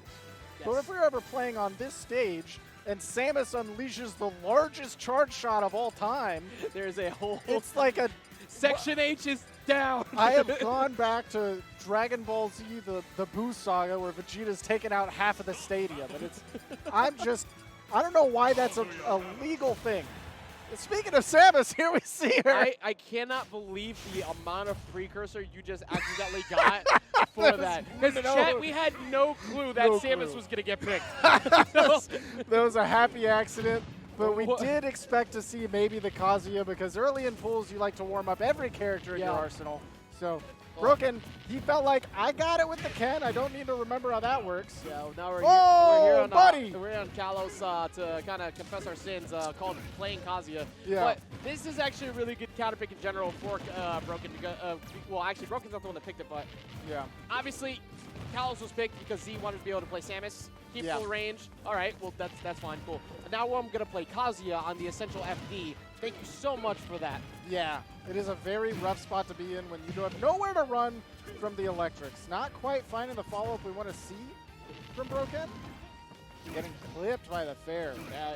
For Z, the main thing I want to see is like him try to condition more pain options off of tech chases. Now that's gonna hurt, but every time he got like a short hop bear, he got a tech chase out of it. But it wouldn't be the right charge of neutral special, or at least throw like a slow missile that forces them to get up and have to hold shield, or to have to respect you as you run over. That's gonna get you your grabs. Right. We've got to force that the shield or the reflect out of Broken. Make him do it. Oh, full extension. Not going to KO because of Kalos. That ceiling is high. Kalos and maybe a little bit of that Dark Samus weight right there. But that's not going to save your life. I was wondering when it was going to happen eventually. Majority of the time, people, it's like, hey, stay away from Kazuya, right? Well, if you're his owner, it doesn't matter. He's got one of the strongest reflectors in the game. Not going to be able to FERPs on that platform. Yeah, you can definitely see, you're talking about how Broken, like, trying to warm up this Kazuya. Like, you never know what it might be like that day. Currently, it's performing well enough. Yes. But if he wants to use it later throughout bracket, he's going to definitely have to warm it up a little bit more. But Z, okay, at least that time he finally mixed it up for the grab. Yes. You can definitely tell this is not peak, right? But it is working. It's doing the work it needs to. Base Dark Samus. Up throw does not go here yet. Oh, that's going to kill. Chase. Okay, all right. Well, I mean, you know, in a perfect world where everybody's an eternal optimist, sometimes me, you just, you know, you charge shot, forward air, read the air dodge in, down air, and it's an even game. You can certainly do it. Look, if you can take a stock, you can take a game. That's true. If you can take a game, you can take a set. But there's a chance. Right now, Z is kind of cooking. We'll see if he's going to be able to get all the way there. Yeah, it's working. It's definitely. Well, actually, I forgot he has 2 stocks. Okay, so this is a lot of stocks. All right, so he's got hope. Hopium is on maximum right now. It is maxed out. That is my favorite RPG stat, is Hopium. It's delicious. Who needs luck when I got Hopium in extremely bad rolls consistently? Oh, they crit me again, yay. Like, currently Broken, I mean, you're playing the matchup exactly how you need to, neighbor. Like, there's literally no reason, as insufferable as it may be for someone to want to try and get in on this, why does Broken have to run straight forward into a Dark Samus? Yes, a whole stock up, and you're at 150. He doesn't need to engage. You got to go to him. And now he's dead. Slamma. That's a broken neck. Yeah, that is a dead Dark Samus. The way Slamma, that's a broken neck. I think we gotta call the hospital. We do. He's like gonna go out. We need an ambulance. Luckily, that's just like a ectoplasmic being that's in there. So Dark Samus actually has a neck. Yeah, I don't think so. I'm not sure. It is a suit that has been overtaken. So spoilers, actually. I'm sorry. Well, it doesn't matter. We're never getting Metroid Prime 4 anyway. So in about 10 years, we'll get the announcement that they're starting over again. I will actually cry. Like, I don't know if I'll be able to handle that if they did that to me again. It's like, you know what? I think I would rather have, like, the silence of them never acknowledging they ever mentioned it in the first place than them telling me, we're going to have another team start it. Because that would be a little bit too much. It hurts so much to give us the game. And they know that we want it, too, because of how well the Metroid Prime sales and everything went. Yeah. So, like, please let us have it. But at least, you know, we got Tears of the Kingdom, everything going very well. Big fan Shout out of to that. all of us who have not done pretty much any story still. Same, that's me. I am suffering. I have at least a couple weeks at home, though, so, like, I can work on it more. But holy crap, I have only done non-important stuff. Yeah. Oh, there's a cave. I've There's something I shouldn't fight yet. very intentionally done nothing important, but it's killing me because I have to be extremely stealthy on social media. I got to dodge everything. Good luck with that. I mean, luckily for you, all they've done is just either make new mech suits or things that are questionable to reality. Oh, yeah. And, yeah, it's been fun to watch. Speaking of people who are fun to watch, by the way, Dakpo is up, and I've enjoyed watching the evolution of Dakpo over the years because I remember the early days of watching him at the T-Lock tournaments with the ZSS, the Diddy Kong, and everything. I don't believe he never played Luigi, right? He played Luigi in 4. Okay, it was 4. That's when he In played 4, Luigi, he did play the ZSS, the Diddy Kong, as well as the Luigi. And he was beginning a budding corn at the very end of the game, which he did take into the start of Ultimate, and then immediately threw into the garbage for Diddy Kong. Yeah, they created the pyramid scheme as we know it. Yes. And he's still around now. I'm pretty sure, if I remember correctly, he moved over to Vegas, right? He did. Yeah. So he's been in Vegas for the past couple of years here, but still DFW is his home, and we love to have him here. And I'd love to see how he does up against Zenim. Yeah, definitely looking forward to that. Like we said, you know, this is one of the people, if you were looking up Diddy Kong tech ever, most likely it had to do with something that Dakpo found out. Oh, yeah. So be very aware as the opposing player with Zenim here. You're going to have to probably deal with that. I think Dakpo's pressure on platforms is absurd more than anything else. Like, he has really good advantage state, period, but if you are near a platform, like PS2, Smashville, it doesn't matter. If you are next to it, there's a high likelihood he's trying to get you into a tech chase, and he doesn't even need to go for any of the long string combos. He's just going to constantly mix you there. Yes, and he's also incredibly efficient. Like, That's a good... Actually, that's a really good word for his playstyle. Consistently, he's not going for the longest strings like you mentioned, but he's going for like the 1-2s that get the most damage or set up another situation for him to get another 1-2, and it becomes a steamroll. It's really difficult to back-to-back deal with that kind of mix. I mean, it's very important in this game that, you know, there's a bit of a gap that happens. A lot of people will figure out, what's the max combo that I have, right? Well, you know what's actually more important in some situations is to intentionally go for about like 4 of the 5 hits, because then that 5th hit requires somebody is going to freak out. If they're above you or off stage and you got positioning out of that and you don't give up stage positioning for it, that's still your turn. Exactly. And you want to keep pushing that. And again, I know we keep talking about Dakpo here, but he is definitely one of the people who's good at that. And here's a problem for Zenim. He's playing Terry. Now, Terry has incredibly strong options against everyone. But Banana is a problem for fighting game characters, and Monkey Flip is as well. It's a big part of why they hate fighting Diddy Kong. Oh, yeah. The Banana is a great way to deal with all of the normally really safe pressure that they do on the shield. And terrifying for Terry, it's not just one banana you have to deal with, there's 2 of them. There's one that Diddy Kong has, and one on Terry's head. He's got a banana for a hair. We talked about it efficient, and he didn't even need to go to the platform. He just got 39%. He forced them to have to use Burn Knuckle, and you so badly want to autopilot that Burn Knuckle, but going for the invincible up special to hopefully try and avoid that, it's not going to work every time because he could go out there and get it early, but make sure now that that's happened, don't be super obvious about it next time and go low. I'm just mad that Dakpo didn't let me finish my bit about Terry having banana hair before he went and took a stock. That's unbelievable. He's like, neighbor, I don't want to hear this right now. Look, I'm playing the game. I'm plugged in. He's giving his daily doses of potassium for sure. It's been a bit of a struggle, and right there, even that, like, there's not really nothing much you need to do other than just get stage positioning there. And he's going off stage. Great tech too. That forward there would have been that stock, but so far Dakpo has refused to relinquish this lead. Absolutely, and being present in mind for the tech shows if you're going to go out there for the edge guard, you have to be ready for them to hit you back. Yeah. Dakpo staying ready, holding that shield for dear life, just waiting for Terry to reflexively press either one of the go moves or something else. It was the forward smash that time, and now this time Dakpo once again with the banana punish. He was going for a 0 to death. He's not a nice person. So what was about to happen, chat, is that if you saw that Popgun reverse cancel back on stage with the banana in hand, he was doing it while in the air, which means he can land with a falling up air, get a reset off that platform, push him to about 80 with that that rage, and he would have killed him. Luckily for Zenim, he still gets to play the game. Yeah, no rage now to deal with. We do still have Banana in hand, and Dakpo is just showing his patience. It really is a virtue. You don't have the full, infinite setup anymore, but you still can do 2 reps. Oh, he teched it! Dakpo did the age-old mistake of taking off the headset, get ready to be done early. Luckily for him, he recovered really because like, see, Yeah, you thought you would have thought you thought you almost had one. Hey, you silly. Look at the controller drip. Dakpo's got a nice I actually custom. didn't even see that. He's got the lights and everything. That's that Vegas money right there. He's man. corded up. Man, out here getting the high-end controller. That actually looks phenomenal. Actually, that was a good eye on your part. And on the other side, Zenom's got a 6 stick sitting down. He's not playing with it right now, so you know he's here for another game. Don't do this to me.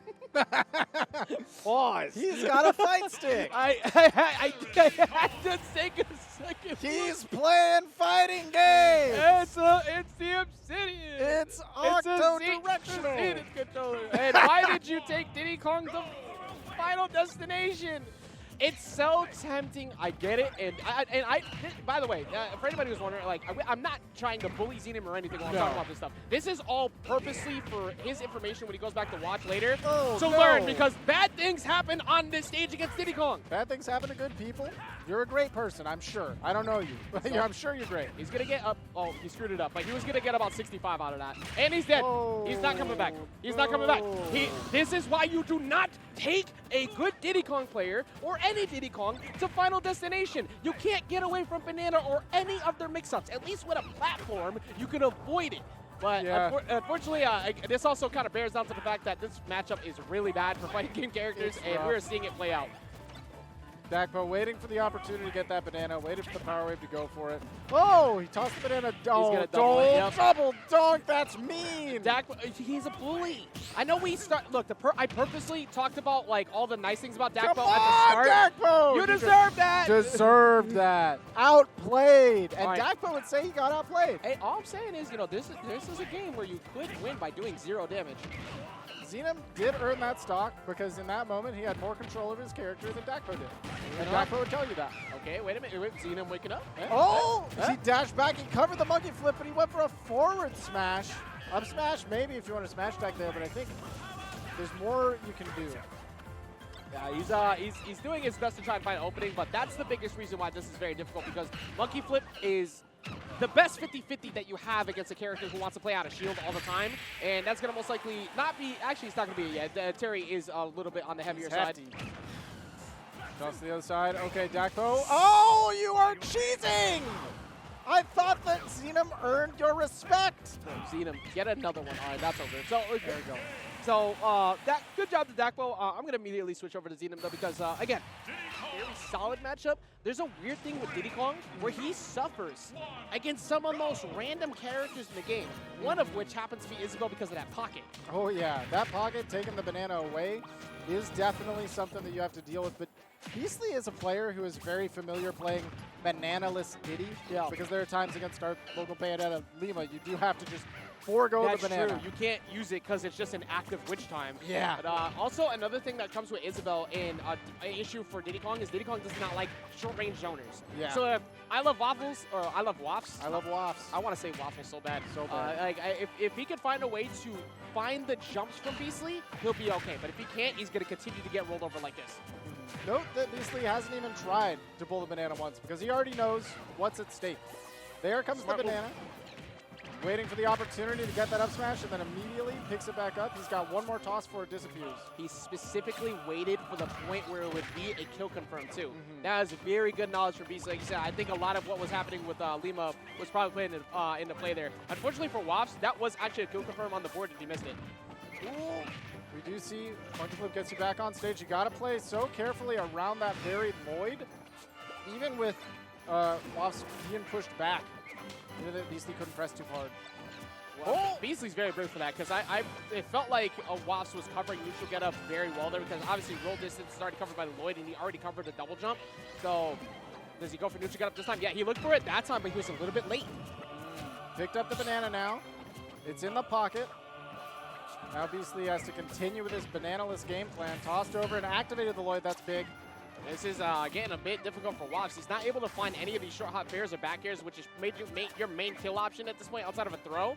So he needs to find something soon. Does not get the staggered hit to be able to get a follow-up like an up tilt. I know that Waffz could use the banana that he's stolen at this point to even confirm into something. Right now, like down smash or up smash certainly is going to do it. That's done. Finally gets the job done, but Beastly got all he needed. He got 102 out of that. In your opinion, from what you've seen out of Beastly in the past, what does Waffz need to look for and find an answer against him? Because so far it's been a bit of a struggle. I mean, Beastly in general is the kind of player who will play very fast. So what you have to do is be able to deal with that constant speed and pressure, find the get off of me's, and then do what you can to keep him held down. Whatever you can do to stifle his movement is going to be key. But Beastly, he's been moving very cleanly so far. Yeah, it is. It's been borderline unchecked, which is not the easiest thing to do against Diddy Kong, period. But when you have someone who's kind of maneuvering around it this well, Isabelle is going to struggle because Isabelle doesn't like extremely good boxers, and his damage is climbing forward. He's going to push him back off stage. He's got to deal with the ledge trap, expecting maybe a jump. No, he just gives him that respect. Pocket takes the banana, but you've got your fishing rod out. Oh, you got cheesed! What were you doing all the way out there, Beastly?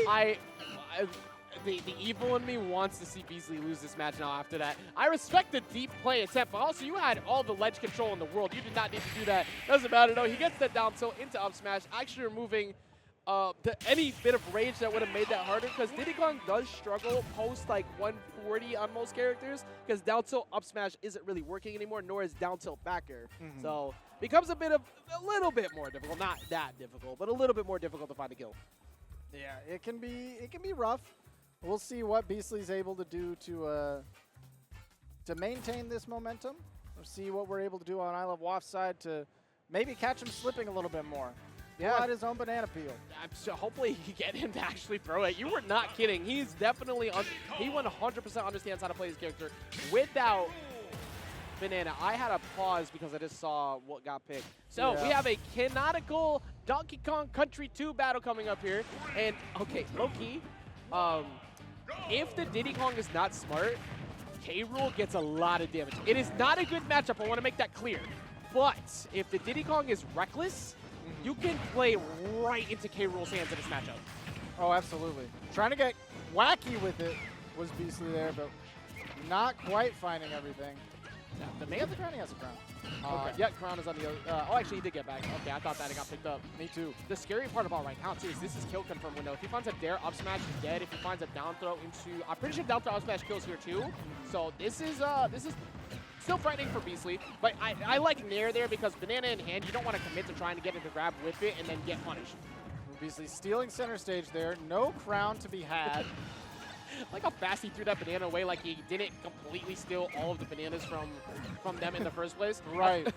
We had one matchup where ILufwaffz could literally steal Diddy Kong's banana, and then Moorwise stealing the bananas. So he has a vendetta against bananas. Is what we're learning here. That's what I've learned.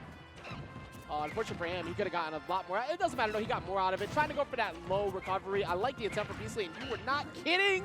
He is so aggressive. Oh, yeah, he loves to move. He loves to be making things happen constantly. And it's not often you see a K-Rool get edge guarded or killed below 40. No. But here we're seeing it. Oh, again? He thought about it. The intrusive thoughts were there. He definitely thought about it, but he already burned the double jump. He's going to go for it in a second. He's 100% going to set it up and go for it in a second. You know, in the last game when we saw the Diddy Kong up, he went for 4 kills with the spike. 3 kills with the down air. I feel like that's the Beastly vibes now. Just looking at Dakpo, anything you could do, I could do better. Yeah. Granted, he's been getting, he got a much better target this time. Well, actually, no, Terry's pretty easy to spike, as we saw. Yeah, he certainly does have some weaknesses there. One of the things, like, while watching this too, like, for Waff, he's not spacing any forward airs. Now, obviously, Crown is one of the best options you have here, too, but he's not spacing forward airs out, which is a great jump check that you can land pretty safely with if you short hop it to try and space out Diddy Kong. But the fact that all of his Crowns are getting beaten out, he's just getting overwhelmed. the double nair confirmed for Beastly with the platform layup? That's crazy. He's dead. That is I'm pretty sure that's a heavy specific string, actually. I would agree with you because Ling actually uses King Dedede to beat the Peach Dittos, and then we saw recently MuteAce went and lost to it. I'm like, wait, these numbers keep adding up. So, like... No, Fox has some beliefs. But I love to watch a player with belief in their character. There's nothing more that I like to see than somebody who has their whole heart behind what they're doing. Like this!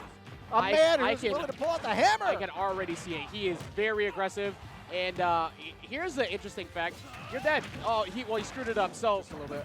Renny did mix up the timing by going for a little bit of a higher recovery instead of trying to go for that sweetest of spots. Yeah, Renny has to be careful about where he's going for these short hops because he's getting beaten by Dedede there and back air repeatedly. There's a lot of damage you can get as Chrom, but the problem is Dedede has guaranteed like kill setups on ledge against that recovery, including the air dodge as well. So you gotta be, you have to second guess what you're trying to do against this Dedede because he obviously understands how to deal with all of your pressure from Chrom. And Fox does a good job of the landing mix-ups as well. We saw Renny back up for the forward smash to try to catch a back air, but Fox decided to stay in his own lane. He was just tossing out those multi-jumps to see what you would do. Yeah. I mean, I am impressed already by Fox's movement because there's always the thing of, man, they make that heavy character look fast. Well, it's because they understand how to maximize it. That's a kill confirmed, by the way. Nair into back air, he's up 3 stocks to 1. Yeah, and it is a mountain to climb. There's a lot of times as well where we'll see Fox chilling on this ledge, despite being against a character who has like insane ledge trapping potential like Chrom, but it is generally better for him to be there sometimes because it's hard for them to deal with up air and Gordos, etc. Yeah, oh my god, like even these, as much as you want to like disrespect the down Bs because of the jet hammer, he's not leaving you a long punish window. He does finally get punished for a whip grab. This is by no means over for Fox because Renny can get some very quick strings. However, he's getting conditioned very hard in his landings, like right there, already burned the jump. He is struggling. Oh, I don't think he's surviving. He already burned his jump. He's dead here. Oh, he screwed it up again. Yeah, mixed up the timing, didn't catch the jet hammer where we need it. That Gordo was having a fun time at the edge of that platform. The interesting thing too, as that up tilt takes it out, Fox can also just, so if anybody is struggling for at this point in time to deal with Aether from Chrom, if you look for the visual animation of him slicing his sword up, as he's rising, he has no hitbox. We noticed already. But if you just put out a lingering hitbox, he always gets hit. Yeah. So Dedede can actually like full hop near that, and he flies to the right, and he does not recover because he goes too low. Unless he still had a jump, he's just dead. So I'm surprised to see that Fox hasn't made an attempt to back air that or to go for that. Maybe he just wants the armor from Jet Hammer, but you could also go for the Nair and stuff there as well. Yeah, I feel like maybe he was holding it close to the chest because dash attack is like the freest. That's true. That's true. If you screw that one up, you could get ripped off the ledge. Maybe that's why he's like being a little bit weary of that because if you just give up a free stock. I do like the idea of Lucina a lot more. It's a weird thing though. In Tri-State area, the Dededes tend to beat the Lucinas. It's not as been as often as late, but Lucina might low-key actually struggle in this matchup. Look, all I'm gonna say is the heavy boy has some range. He doesn't mind the sword too much, and he edge guards like crazy.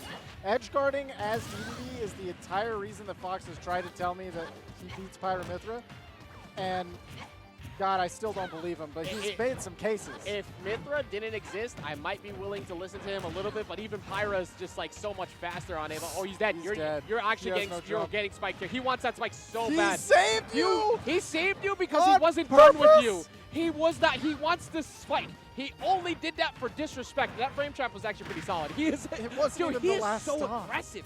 What is? I thought y'all were campy out here for the longest time. What is going on? Oh no, we're not necessarily campy. We just play really degenerate characters. That's actually that makes a whole lot more sense. We play Rob, we play Dedede, we play Peo. There are multiple Steves, but a lot of our campy characters are scrappers. Fox is aggro.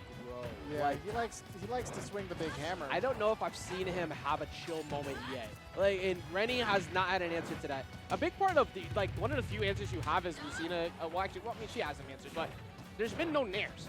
Yeah. Like space, nair, and shield grabbing on space options is your best damage dealers with Lucina. Otherwise, you're only getting one hit for something that means absolutely nothing to DDD. Right. Diddy will live forever. I can't believe Fox is going to take 4 stocks in this game. You're right. That's gonna be a 4-stock. Everything you choose is incorrect, and it's so easy to react to pretty much anything you do because once Morphball connects, dash attack. If it doesn't connect, jump fair. If you realize that they rolled on, charge shot. It's such an easy layered option that you just need to make sure he essentially he's just not at the ledge as often as possible.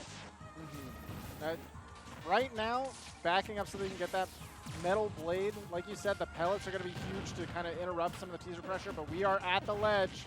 Oh, I kind of like that. I didn't think about that in the mix-up. So if you put Crash Bomber at ledge and you intentionally take the hit from Crash Bomber, it forces you to go a little bit higher, and the most important thing is it resets up B. So you can use that to get around the ledge entirely.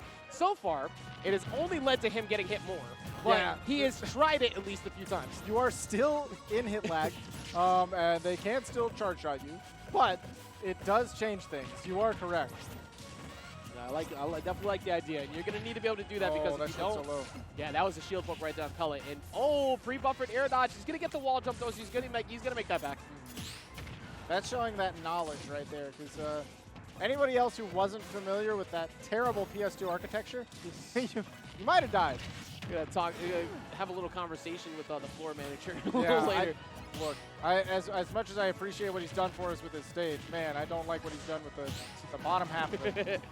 All right, now this has gotten a lot more even. We mentioned it before. In center, Mega Man's going to win most of the time. It's going to be on ledge where Samus is winning, and that's kind of been the back and forth we've seen so far. Teaser has been struggling ever since you got away from that corner. Dash around, try to set up that forward smash with Teaser waiting for the opportunity to steal that center. Now you've got a ledge trap. No bombs, though, from this range, which is huge, because that meant you had a way to get back on. Do we have the jump? We don't. We had to air dodge extremely far away, but Teaser didn't recognize that, or maybe respected and expected the jump still to be on U's side, but the back air crossing up. Yeah, keeping it going, too, after he just missed the confirm, because Saw Blade into Bear is a true combo, Absolutely. but he messed it up. But he kept it going. The big thing, to keep that pressure up. Crash Bomb on there, allowing him to get up even if you take the damage, you're not dead. Now, the fact that you have gotten away with not one, but 2 of these up Bs, I don't know who you're talking to, but thank them. Yeah, certainly somebody is watching you. That up throw is absolutely going to do it. Teaser said, go talk to him real quick. Especially on this stage, that's the T-shirt launcher. Yeah, I love it. I never thought about that. That's such a good way to point it out. That's just the vibes I get from that Samus up throw every time, but especially on PS2. Somebody in the crowd got a free T-shirt. Somebody got a free Mega Man helmet. Just sitting there, just like, oh, all right. I don't know why it's blinking back at me, but I'm gonna put this on my shelf. Oh yeah, that's merch. I love that. Preemptive talking about Mega Man's head just sitting on someone's shelf. Poor guy. Oh man, but currently, a very even game again. This is definitely one of the closer matches we've seen so far amongst these pools. And it's playing out exactly how we expected. But Teaser's not willing to box more. He's never afraid to do it. But it's mostly because I think he's kind of figured out the short hop game from you. He's getting a lot more fares. Oh, there we go. We finally connect that hard knuckle. It's been a minute, but Yu's been going for him. And you saw the head shake there too from Teaser. He should not have had that happen. But you, very calm, presence of mind, did not let that go away. We still got a solid 40-ish% before Mega Man has to worry about getting up thrown. So at this point, you gotta be willing to take some trades to get a little bit more out of the stock. Yeah, and those pellets again being a menace, stopping the charging of that charge shot, not letting Teaser get missile set up. It is really rough out here, because if you get tagged by a single pellet, that ruins all of the charge you've been putting in. There's a dash attack chain, so finally understand, okay, I gotta get him on landing. He's been too evasive, but he's been willing to swing almost every time on landing. You take that trade every day of the week, because now he's gone. You get a free up air, though, near a platform. Ooh, wait. Ooh. What an up tilt. If not have access to rush, that could have been a lot worse. Yeah, but you'll always have access after getting that hit. His air comes through, pushing you in the corner, but having that crash bomb connect on Teaser, man, we were able to escape the ledge for free. Teaser got 83% out of his turn right there. Like, it's not about, like, even though Teaser has been kind of losing in neutral way more often than not, the amount of this percent he gets for when he finally gets the hit has been so good. Doesn't get to react to the roll-on the way he would like. Goes for the Axel to try and set up a tech chase.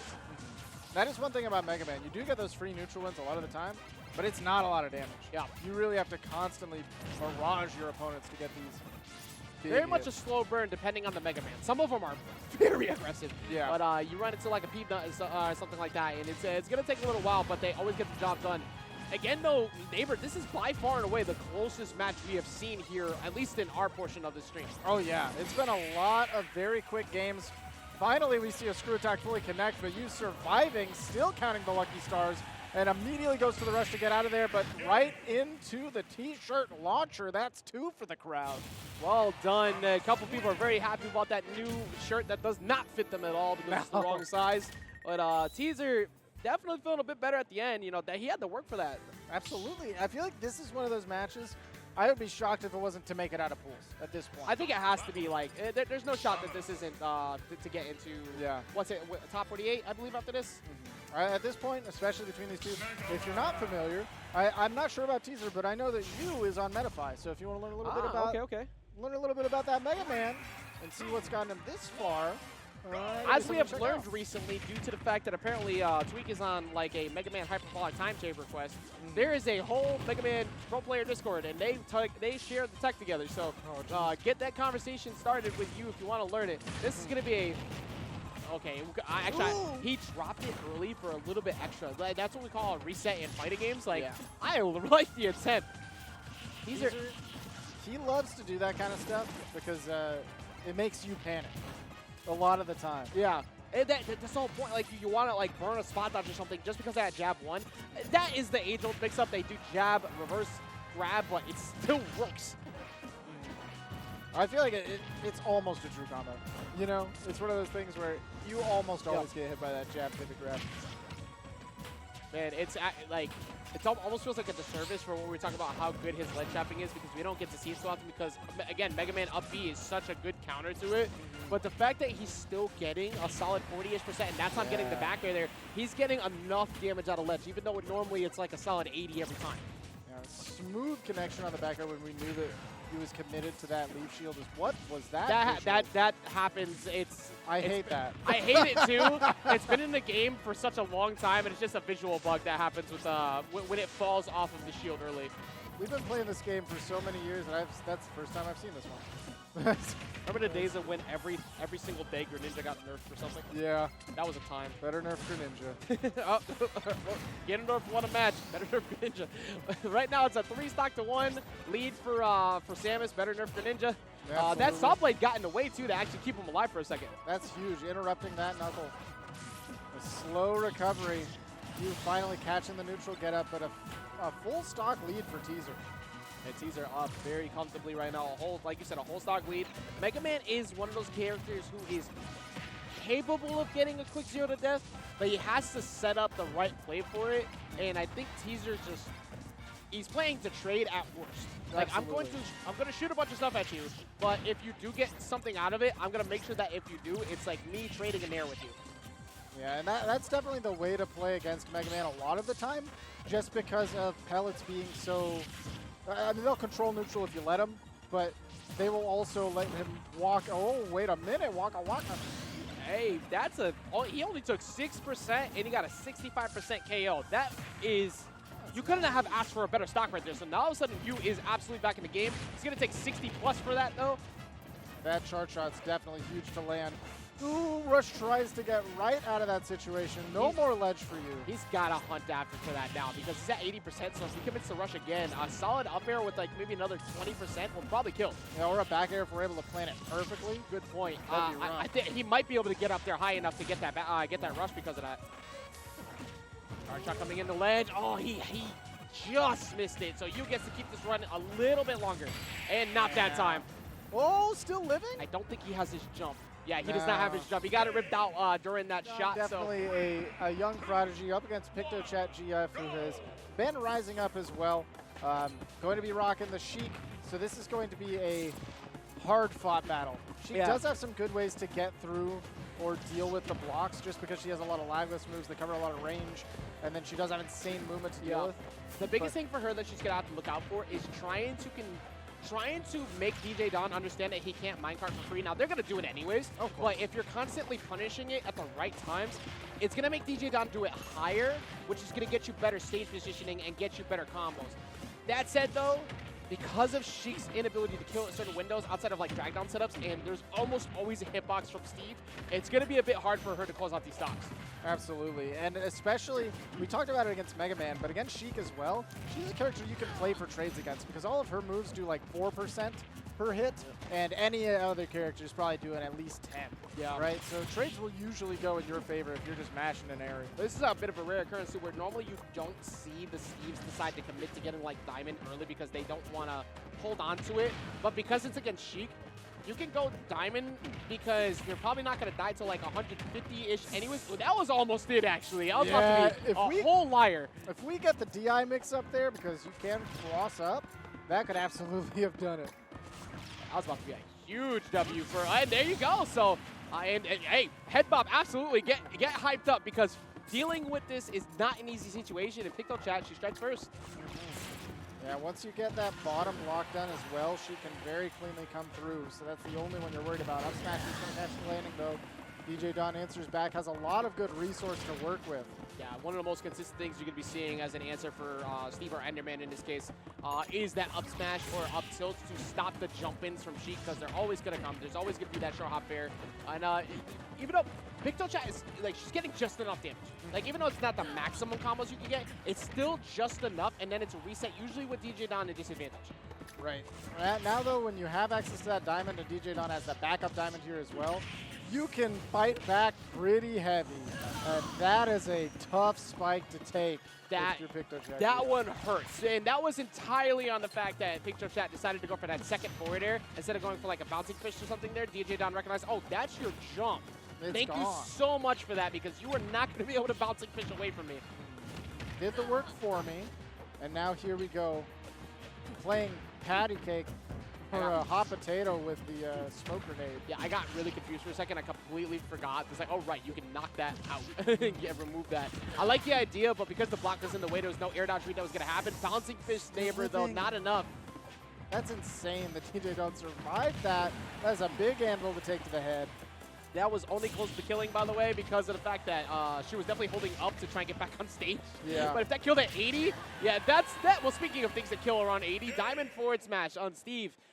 One of the most criminal activity moves that lives in the game. Forward smash on Diamond in general. Everybody now goes down to sub 100 kill percentages. But DJDon started figuring out where the jumping habits were coming in, and that was the biggest thing. Because if you can minimize Sheik's routes, that kind of takes away their win condition. That is one of the things, like, she can deal with the blocks, but she has to do it from certain angles. She is going to be jumping in. That's usually how she gets stuff going. And the needles do such little percent that they're not like a real ground coverage tool that you want to rely on, especially against a minecart that could be coming through. So we did see a lot of that getting caught by DJDon, which is a crazy reverse from the very first stock where PictochatGF caught the jump with the up smash. But that's the dichotomy of how hard Sheik has to work for it versus sometimes Steve has diamond and he swings. Yep. I truly think that, like, if that forward air doesn't happen on that early spike that off of those double fairs, that PictochatGF was in a pretty good position to try and take that game. But because of how early that went away, she lost so much momentum off of that, and then you're forced to run right at Steve, which DJDon was able to take full advantage of. I feel like you're a Digimon player. You're going to understand this. I feel like they were playing a game where DJDon missed the rookie and spent a whole bunch of turns floundering, and then PictochatGF ran into a security bomb and died. And then everything turned around. Oh, there's a guy at force. Cool. All right, GG's. Sad days when that happens. You run into the random one-off, like, bad things happen sometimes. Oh, I can't believe I hit Sword D on my first turn. Yay. Yeah. For anybody who happens to know, just know that you're awesome, what we're talking about. Currently, this is what we were looking at originally prior to PictochatGF losing that stock that she went out there for. But now she's just pressuring and she's keeping it going. DJDon is going to make that back, but it's been her turn for a long time now, neighbor. Yeah, if DJDon missed by like a slight flick of the stick, That could have been a huge lead. That was, I'm sorry, that was such a goofy interaction. Drop down, drop side, you just stop it. You just jumped over here, just smacked him away. Clean conversions into the bouncing fishes, consistently getting good damage.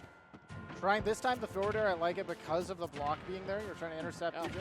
Speaking of the block, actually, I remember at MomoCon, DJDon loved setting up the block off stage to do that. Well, the forward smash is going to KO, but thank you for kind of building into what I was saying. The setup at the ledge, that guarantees. But hey, PictochatGF is not really caring about any of those guaranteed setups because so far, she's up a full stock, and it has not stopped. These combos have gotten way more consistent. Absolutely. Looking extremely clean, not falling in any mess off stage. This is unfortunate place to be. Marvel is going on over there, so the reference is there. You could Don't go near that. Don't go near that. That's what I was just talking about. You get thrown, you die. Yeah, no matter what, whether you tech it or not, if you don't tech it, you fall off. If you do tech it, you get hit by the forward smash.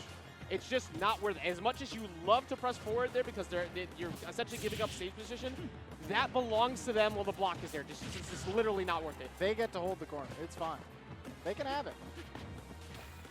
Ooh, I don't like approaching through these two blocks here. Yep, it's entirely a bait that can be kind of be covered by minecart in general. And twice now we have pulled out the grenade and gotten hit by the minecart. Seems like DJDon is baiting some, well, actually DJDon is just forcing patience, and that forward smash is going to be heavily punished. That 82%, he doesn't really have that much material right now, but for PictochatGF, just you remember, this is not the most comfortable lead. Get up attack being a big blessing. Okay, okay. You know what? That was so clean because the pressure string dropped, but she still picked it back up. Because what you're looking for on that drag down, intentionally fast falling that up air earlier, as you're looking for is the air dodge. You're looking for the panic air dodge because you think that you're gonna have to buffer attack or something on landing.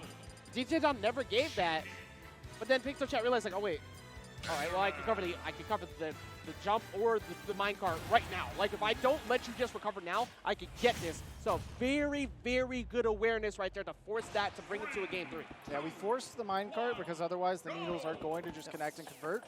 But literally a option select, like a traditional FGC option select. You press the same buttons, no matter what the outcome, you're going to get bouncing fish. Yeah, not something you're normally used to see all the time throughout Smash, but there are a lot of ways to be able to layer that type of situation. Sheik is one of the few who can do it pretty consistently. Oh my God. How much damage did you just take? You quite literally got cooked underneath that dirt. Where did the 70 come from? Oh my goodness. It's not real. It never happened. It's just a lie. I wish this was Ripley's Believe It or Not, because I don't want to believe that happened. Using the minecart to eject from the situation in the corner. That up smash is certainly going to take it. There's no world where you're living that one. This is the first game in the set where DJDon has played with a lead, and it is a strong one. Yeah, something has kind of flipped the switch in DJDon's head. Like, wait, I remember how to fight Sheik. PictochatGF before was able to just get combos for free, mostly off the drag downs on the platform. DJDon saying, all right, but what if I just say grounded? Yeah, if I'm on the ground, even if you set me up, look at this.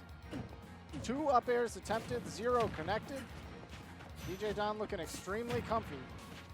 PictochatGF trying to find another ledge trap right here. Looking for that jump there. Doesn't get the opportunity that she's looking for, but there's still plenty of time to be able to bring this all the way back. Oh no, that's the second time! Double! The second time trying to go for I'll a bouncing fish, and you just take that's a worthwhile trade every day of the week because you're out of fresh stock and they're down a whole one.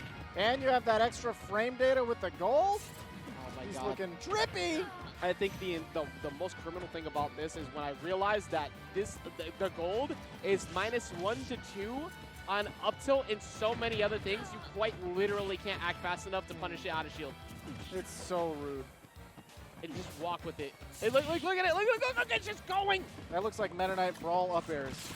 He just keeps Actually, doing it does, and I'm semi-upset that has now been put into my head. Yeah. Things are starting to look a little bit bad here. The thing is that Sheik is one of the characters that rides heavily on being in the lead because it's so easy for her to start making people try to force something, and then you get easier combos. But the same thing goes for Steve. If you're forced to run head first into Steve, you're just asking for trouble. Especially when you have access to the diamond and all of this iron. Forward smash comes through, untechable, and even with all of the slowdown, You could not. Recently, Littleback finally got his no, he got 17th.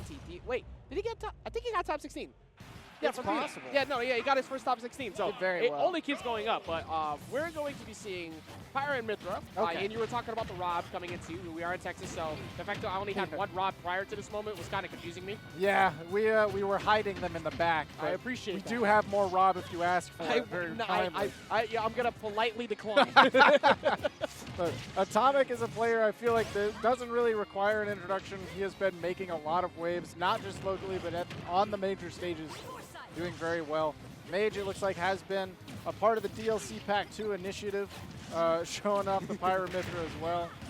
And Oh my goodness! I think that was a no DI up smash because I'm pretty sure that happened so fast that he wasn't ready for that. But the fact that that killed that early, I know Mythra's a little bit lighter than Pyra, but that was kind of surprising. Yeah, that was a big hit. Up there, not quite going to kill just yet. Rob would be hitting big though. Rob is large, for the unaware. This guy's pretty big. His combo game is pretty big too. Now he's been put at a disadvantage a few times, but Mage has not been able to find that elusive KO move that he wants right now. Oh, Atomic is mixing Mage right now. Yeah, that's a free stock. Yeah, every time. That was so well executed by Atomic too, because you force him to go low, you make that laser go out, he has to do the switch, and then as soon as you get the gyro, he has to go for that up B early, and then it's a checkmate at that point, as long as you don't screw up the side B of the back air. Right. At that point, I feel like Atomic did the keep it simple, stupid kind of vibes, where he just goes for the side B. That one you can't mess up. Yeah. Even with the jokes about like there's so many keep it simple, stupid tactics that Rob has. If it ain't broke, don't fix it. We make a lot of jokes about it, but if you want to lose the character select screen, it's kind of on you. And Rob is one of those who just does not do that. Absolutely. He's always in the game. And I will say that is also true, I think, of Pyra and Mythra. Even at this deficit, things can happen. Yeah, there's no world where a disjoint with that many sub-10 frame move that all start something is ever not going to get played, let alone how much damage Pyra has. But so far, the Pyra's KO ability is only going to still not be even found right now. Are you kidding me? Rob is big. And that means he lives for a long time. That is titanium alloy attached to that right there. Maybe even stronger. Who knows? They made him out of Nintendium. That's how we avoid copyright. Yeah. Now, that was back in the day. For those who are unaware, it's not like your Joy-Cons that you have these days that drift after a couple of weeks. That's when we made controllers out of Nokia cell phones. Right. That's that old school Nintendium. You could have dropped your Game Boy Advanced SP off of the 30th floor of the hotel. And when you get back down and find it, it's going to work. You know, funny enough, I did have my Game Boy Advance accidentally run over by my dad's car once, and it worked perfectly. Of course. It's like, how? It's made out of Nintendium. And here we're seeing the Palutena. I mentioned it before. That was the original main. And maybe one that is more practiced in the matchup in particular. It could be. You know, I think one of the things that happens to a lot of Palus with a lot of second guessing, obviously we see a little bit less of them nowadays, and all this, Palu's not as good now. No, the biggest thing was that the original menace of this game was Palu, and everybody's got to learn the matchup. People started figuring out the matchup finally, and yeah, there were a couple nerfs along the way, but I'm glad to see that we're seeing more. I know glad to see Palu is a weird sentence, but like I'm glad to see that more of them are starting to have more faith in the character again. This is the equivalent of you liking to see Palu here is like when a top-tier deck gets hit on the ban list, and then like 3 formats later it comes back, and you're like, I remember that one. Hey, that one was good, and then they win again. It's like, shucks. They're doing the same thing that I didn't like back then, but it's cool now because there's other. There's only about 5 of you instead of 50 of you now, so it's not so bad. But right now, I'm mad about Kazuya. This is fine. I mean, hey, we were right. We talked about how the Robs have been getting away with the bad press of late. But Atomic has not been good for the PR team whatsoever because he's playing phenomenally. You were talking about him making waves, and I can see it. He's got a really good option coverage. Mage has not been able to solve it yet. Wow, using the Nair to cover yourself as well. Not even extending your hands, because a lot of the time if Rob goes for the up air, you can trade with that. You can set something up. but using the Nair as a disjoint, I've not seen that. I haven't either. I think that's, I'm fairly certain that's the first time I have seen someone go for that rather than up air or just going to ledge. So I watch Atomic weekly, and I don't think I've seen that before. He's pulling out all the new stuff. Hey, this is the time to do it. You know, a good amount of money's on the line. You got a $5,000 pop bonus attached to everything, so you want to make sure that you're putting your best foot forward. And currently is his best hands forward, and they're rated E for everyone. And there goes that back air. 2 stocks up. Again, Atomic is, there's not many times where I like to go negative on things, neighbor, but it is looking pretty rough for Mage here. It is going to be a very tall mountain to climb if he wants to make this happen, and he's, of course, ready for the tech. He was hovering there the whole time. He knew you were coming. Atomic is playing very calm right now. Even timing out the neutral get-up. Something that may not seem so impressive as that dash attack happens. You lose your invincibility way faster on ledge. At 188, the fact that you timed an explosive flame on neutral get-up that hits underneath the ledge with less invincibility, that genuinely impressed me. I feel like Atomic played that first stock like it was his last stock, with as precious with it as he was. Yeah. He was playing not to lose the entire time on that stock. And somehow, here we are, Mage sitting at a percent. I would not want to be hit by a Robat. Oh, here we're going to see the back throw because the down throw is not quite going to set up just yet. I just want to make sure that he doesn't get anything stale yet. I do like the idea of that. That move is extremely easy at punishing Palu's teleport, but Mage waited as long as possible. Sitting at 130, though, you can't get grabbed right now. So it's entirely anti-grab game, and hopefully you just outpoke, which is completely capable for Palu, but it's going to be some work. Oh, I love the position Mage is playing from, backing up just out of range. This is the patience we need to see, but the laser coming through, even through the back end. That should be it right there. It's going to be the up air. Too high of a percent to be able to go for the mashup, mix up to see if you can get away from up smash. Hey, if you ever forget your date's name, just call her Muhammad because statistically you're more likely to I actually have. I had to think about that for a second. If you're in Texas and you don't know who you're about to play against, just say, hey, Rob Main, and you're probably right. Most likely. However, there was somebody named Easy Loves Taylor Swift over on Dragon Ball FighterZ, and he played Android 18. It's like, you know what? Yes, this lines up. Thank you for being accurate. Now, congratulations, everyone. I said earlier we were going to see the state of Rob, known as Texas, happen. Well, here it is. We have seen Grayson, we saw Atomic a second ago, and we just saw 0 to Death already for Peachfuzz, and it looks like he's hunting for another one. Yeah, definitely fiending for another one. 2 local Texas players going at it weekly, regularly showing up at the Plano events, and Peachfuzz on UTA representing. My goodness.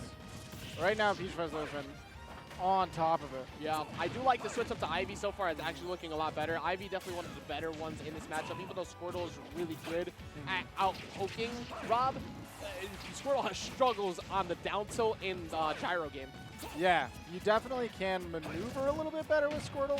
Sometimes Ivy has some blind spots, and here we're seeing that taken advantage of and not respecting the laser. This is so frightening, too, because you switch or you air dodge, you're going to get punished anyways by a side B from Rob, so you almost don't want to press anything at all. But this is 57% already. Looks for the fly again. That time it does connect, but it still wasn't enough. Still not enough. You need a little bit more damage or a little bit more rage, and I would prefer the damage than the rage at this point because this is your last stock. Yeah, there's I mean, Charizard is fully capable of stealing many games with that exact move right there. Problem is you got to get him to that damage window in the first place, and it does not seem like Peachfuzz is really has a single thought of letting you get in. I wish he flare blitz. That was a guaranteed flare blitz right there. That's going to be the game, though. And that Peachfuzz looking insanely solid. What a start to the look game. on his face when he was done, he was smiling with the greatest cheese, like, I freed him up. All right, the big stage. Oh, man. A free agent, by the way. It's my favorite thing to see. I have been joking about this a lot lately, and I was thinking about talking about it, but I'm being nice. However, I've had, whenever I see the T-shirt sponsored show up, I always have to go talk to the player. I'm like, hey, look, are you sure? Yeah, like, what are they paying you? What are they paying? Oh, you're paying them. Okay, gotcha. All right, so game number 2 here, Peachfuzz. Like you said, representative of UTA. Not at all at that, by the way. That just so happens to be a coincidence that I said that after. A school. That is a school. Yes, that is a good thing org. that he's paying for. Maybe. he is still paying for it. Wait a minute. Weekly's dying here. You gotta flare blitz back. Oh, he didn't spike it. That's That crazy. was such a free spike. I'm kind of surprised that he just let that rock. A lot of respect from Peachfuzz. That one? Crazy considering how minimal respect he has been giving him so far. Right. Weekly not able to recover from that position, though. It was still a little bit of rinse repeat after that. What a side swap. Are you kidding My me? goodness. He got 47% out of that toss back. And I do like the idea of counter picking the battlefield. It's actually a good counter pick here for for Pokemon trainers, specifically against Rob, because of the new routes you can take on those platforms and a few more ways to land against them. Now, that all said, because this is all hypothetically speaking, he has only been getting caught trying to jump to the platform, so maybe he needs to reconsider that. Yeah, less jump to platform, more something else. It finally works. It's like, hey, look, I told you it would work. Eventually, you're dead. You know what? He's playing with heart. I can never be mad at somebody playing with Watching heart. Flare Blitz just lose to her freaking tabletop is just, I can't. Oh wait, is that? Which Beyblade is it? That Beach Dragoon? That might be what's going on here. That's a great question. Well, we're gonna find out. We'll look it up while we have the next match being done here, because Peachfuzz had a field day. Back-to-back Robs going up here, putting in good work. Kind of what we expect again out of Texas. In a vacuum, but in the metagame, might struggle. Yeah, I actually. So there are options, which we could definitely, we'll talk about a little more later, but like the fact that Steve just says no to dash attack is, that's 90% of your neutral game is gone. And here we're seeing it. Speaking of said dash attack, that is 2, and he's got him to 64%. Yeah, we're already hit into a realm where Kenneth has to, or is getting that Arsene. Yeah. This is where things can struggle for Greninja in this matchup, because all of the combos, you want that drag down up air setup to be able to get stuff. That was very bad for Kenneth not getting that punish there. That could have easily evened up the game. It was a very, maybe like a down air setup would have been huge. Yeah, down air bear. Hey, there you go. That's Thank you for proving our point immediately. Yeah. Because it put up to 91.1, the exact amount of even damage, and then he takes the lead. That's crazy. You know what, maybe we don't need it. Maybe Greninja is, they're actually correct. But the down smash does catch him well timed, too, on that neutral getup. That's not a super active move either. No, most of Greninja's moves have just a couple of frames of hitbox. And so outside of like Nair, which is the longest. But if you get that late hit, it's not really one you want anyway.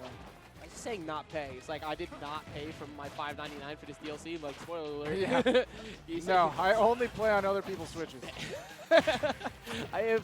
Oh, look, robbery. If he's UT Kenneth, he's playing at UT, he could very well not have paid for it. That might be accurate. Look, play at the squad. Look, if you paid a TL for the setup, you paid for it. Just so you know. You know, you're paying your college fees. Somebody is paying for this. Currently, the only one suffering and paying for this, too, is the Greninja. He has the lead, but we mentioned it earlier once. This is where things get rough.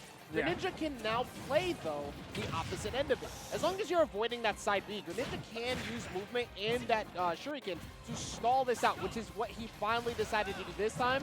Let that go, and now it's back to what could be a much more comfortable gameplay. Right, and I was telling you about it before. Kenny G plays the Slippery Frog. He was bouncing from platform to platform. You did mention that, actually. So one of the more defensive playstyles we've seen so far, and I 100% agree with that in that situation. Yeah, against Arsene? Yeah, he still has his stock now because of it. I'm not fighting when Big Brother's there. Hell no. I can go back home. Miss me with that. Mano y mano. Why did you call me to come defend you? What were you thinking? Ooh, dash check, set him up in the air. Forward air has been knocking at Kenneth's door. There's not a lot that you can do as... Oh, that's it.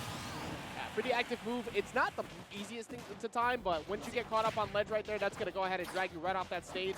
Kenny G, if he could get us on, like, I'd say 40-ish% or so, I think it'd be fine, because you want to get 40-ish% to force that Arsene, so when you do die, it's already going away as you're on Angel Platform Invincibility. Absolutely, and that's exactly what we're seeing. Up to 70 now, but the Arsene already started, and Kenny missing that confirm, but it's going to take a lot of time to come back.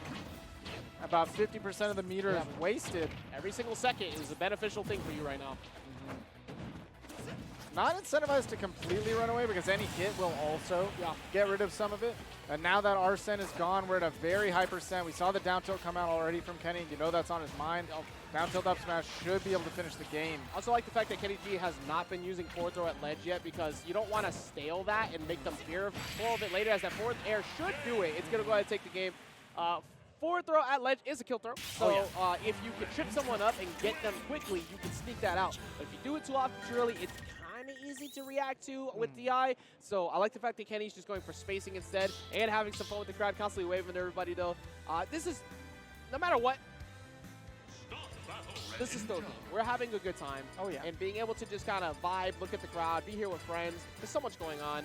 And you just need to remember to have fun. I feel like I shouldn't have to say that, but sometimes you have to, because once you start thinking of this as like a job, you already know, neighbor, we get real, you get so tired of doing it, and it ruins the joy of playing. So I'm glad to see that they're having some fun up there. Right. It is certainly a thing that we do recreationally, and if there's anything that we get on the side because of that, then that's awesome. Yeah. You know? And you love to see it. Yeah. Well, I mean, there's always the world we do wish that it just be on the big stage and everything one day. You never know. But for now, it's not a big enough stage here at DreamHack. Everybody's having a good time, and Kenny G getting that much closer in the winner's side to go closer to that $5,000 prize pool up at the end. Oh yeah, that's definitely what we want to be fighting for. Kenny G's playing with, one game behind him is going to be a little bit easier. Kenny's going to have to play on his toes.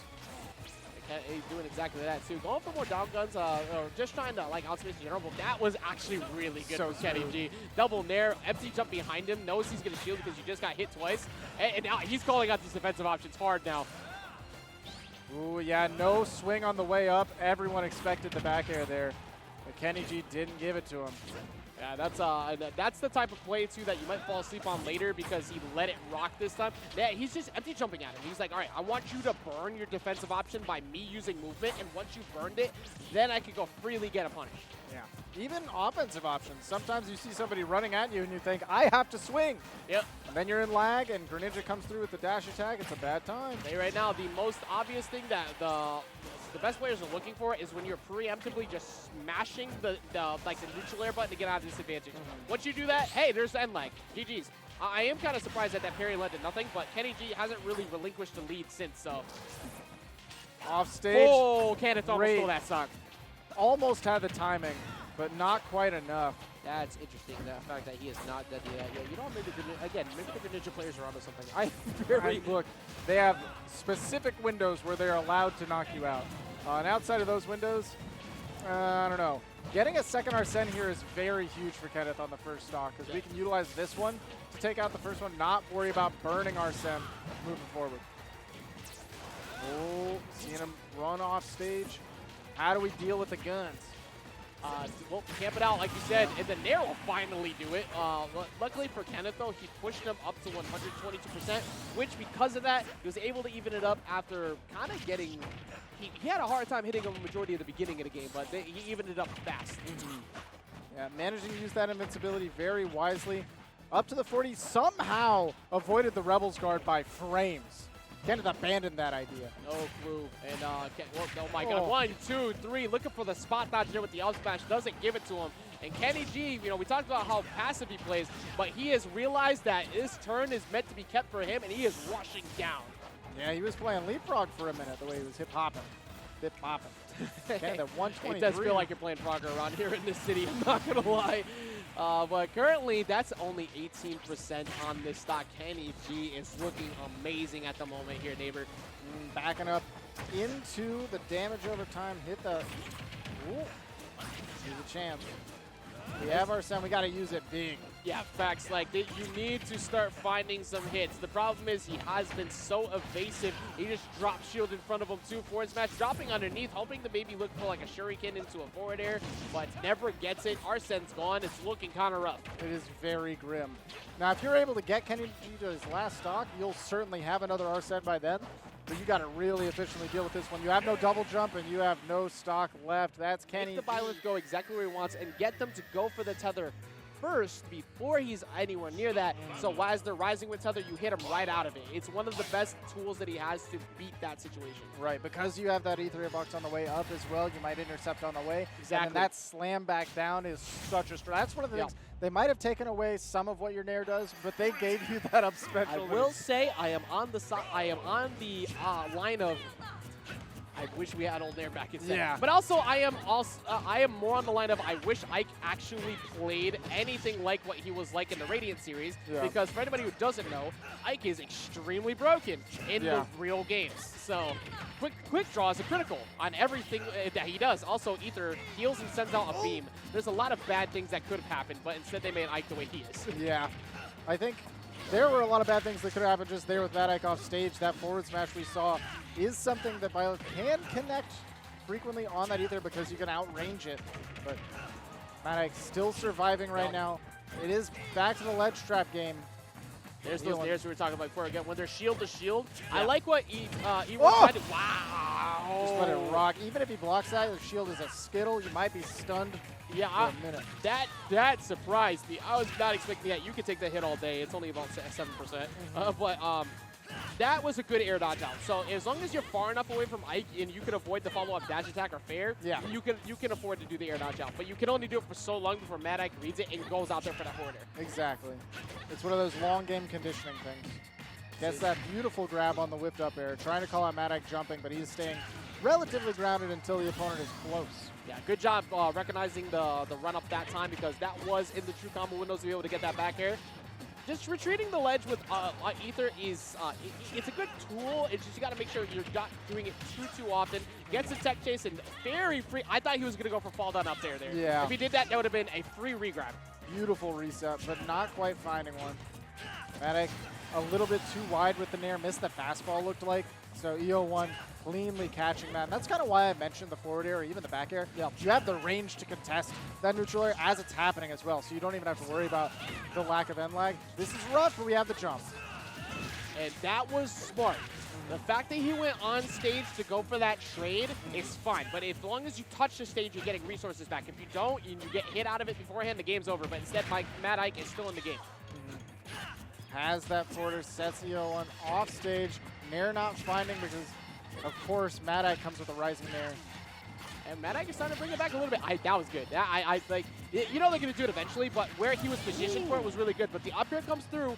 67% is not that big of a hill to climb. He's got to tech these, though. You do have to. These platforms are a dangerous place to be against Violet. EO1 is doing his best to try and make sure he does not get hit by the back hit of Nair. That's the more dangerous portion to get hit by because that leads to many different things. You could go for reset or you could go for falling up here and go for more damage. Mad Ike playing with his whole chest with that center stage Ether. You know, sometimes the intrusive darts get like creep through, okay? Oh, We yeah. can't help it. But this is a bad spot for EO1. But this is incredibly bad. Okay, he didn't autopilot into a smash attack there. That is going to be a swing on a disadvantage, though. And even though he was bringing it back, all you needed was that sweet spot. And he stopped the bleeding. But, man, that was a blistering amount of damage he was taking. That was a lot of damage really quickly. Yeah. And I feel like a lot of players would have panicked into a dodge that could have gotten them killed. Like a dash attack from that position would have absolutely taken Mad Ike up one. Yeah, so that's why you'll still see Ike's finding success. Like, even though the character is very base and linear right now, the fact is that he's still a character that thrives heavily off of punishing the defensive habits of players. And in this game, if you're good at conditioning, you can make any character look good. Right. And Ike is easily one of those that is just his presence near you makes you scared. Like with most characters. I mean, you mentioned it before in this game, there's a large amount of very viable characters. Yeah. And on the other side of it, I mean, really both of these characters are characters that have been piloted by the best player at the time, Leo, who have... Yeah, we can't say that currently. It's very up for debate. Hey, it's Fargo. But, yeah. Oh my God, that hurt. Oh, that hurt. Oh, the position where that hit. Oh, no. Oh, but no. Both these characters have been represented by somebody who at the time was #1. Yeah. And neither of these characters are ones that anybody said is top 20.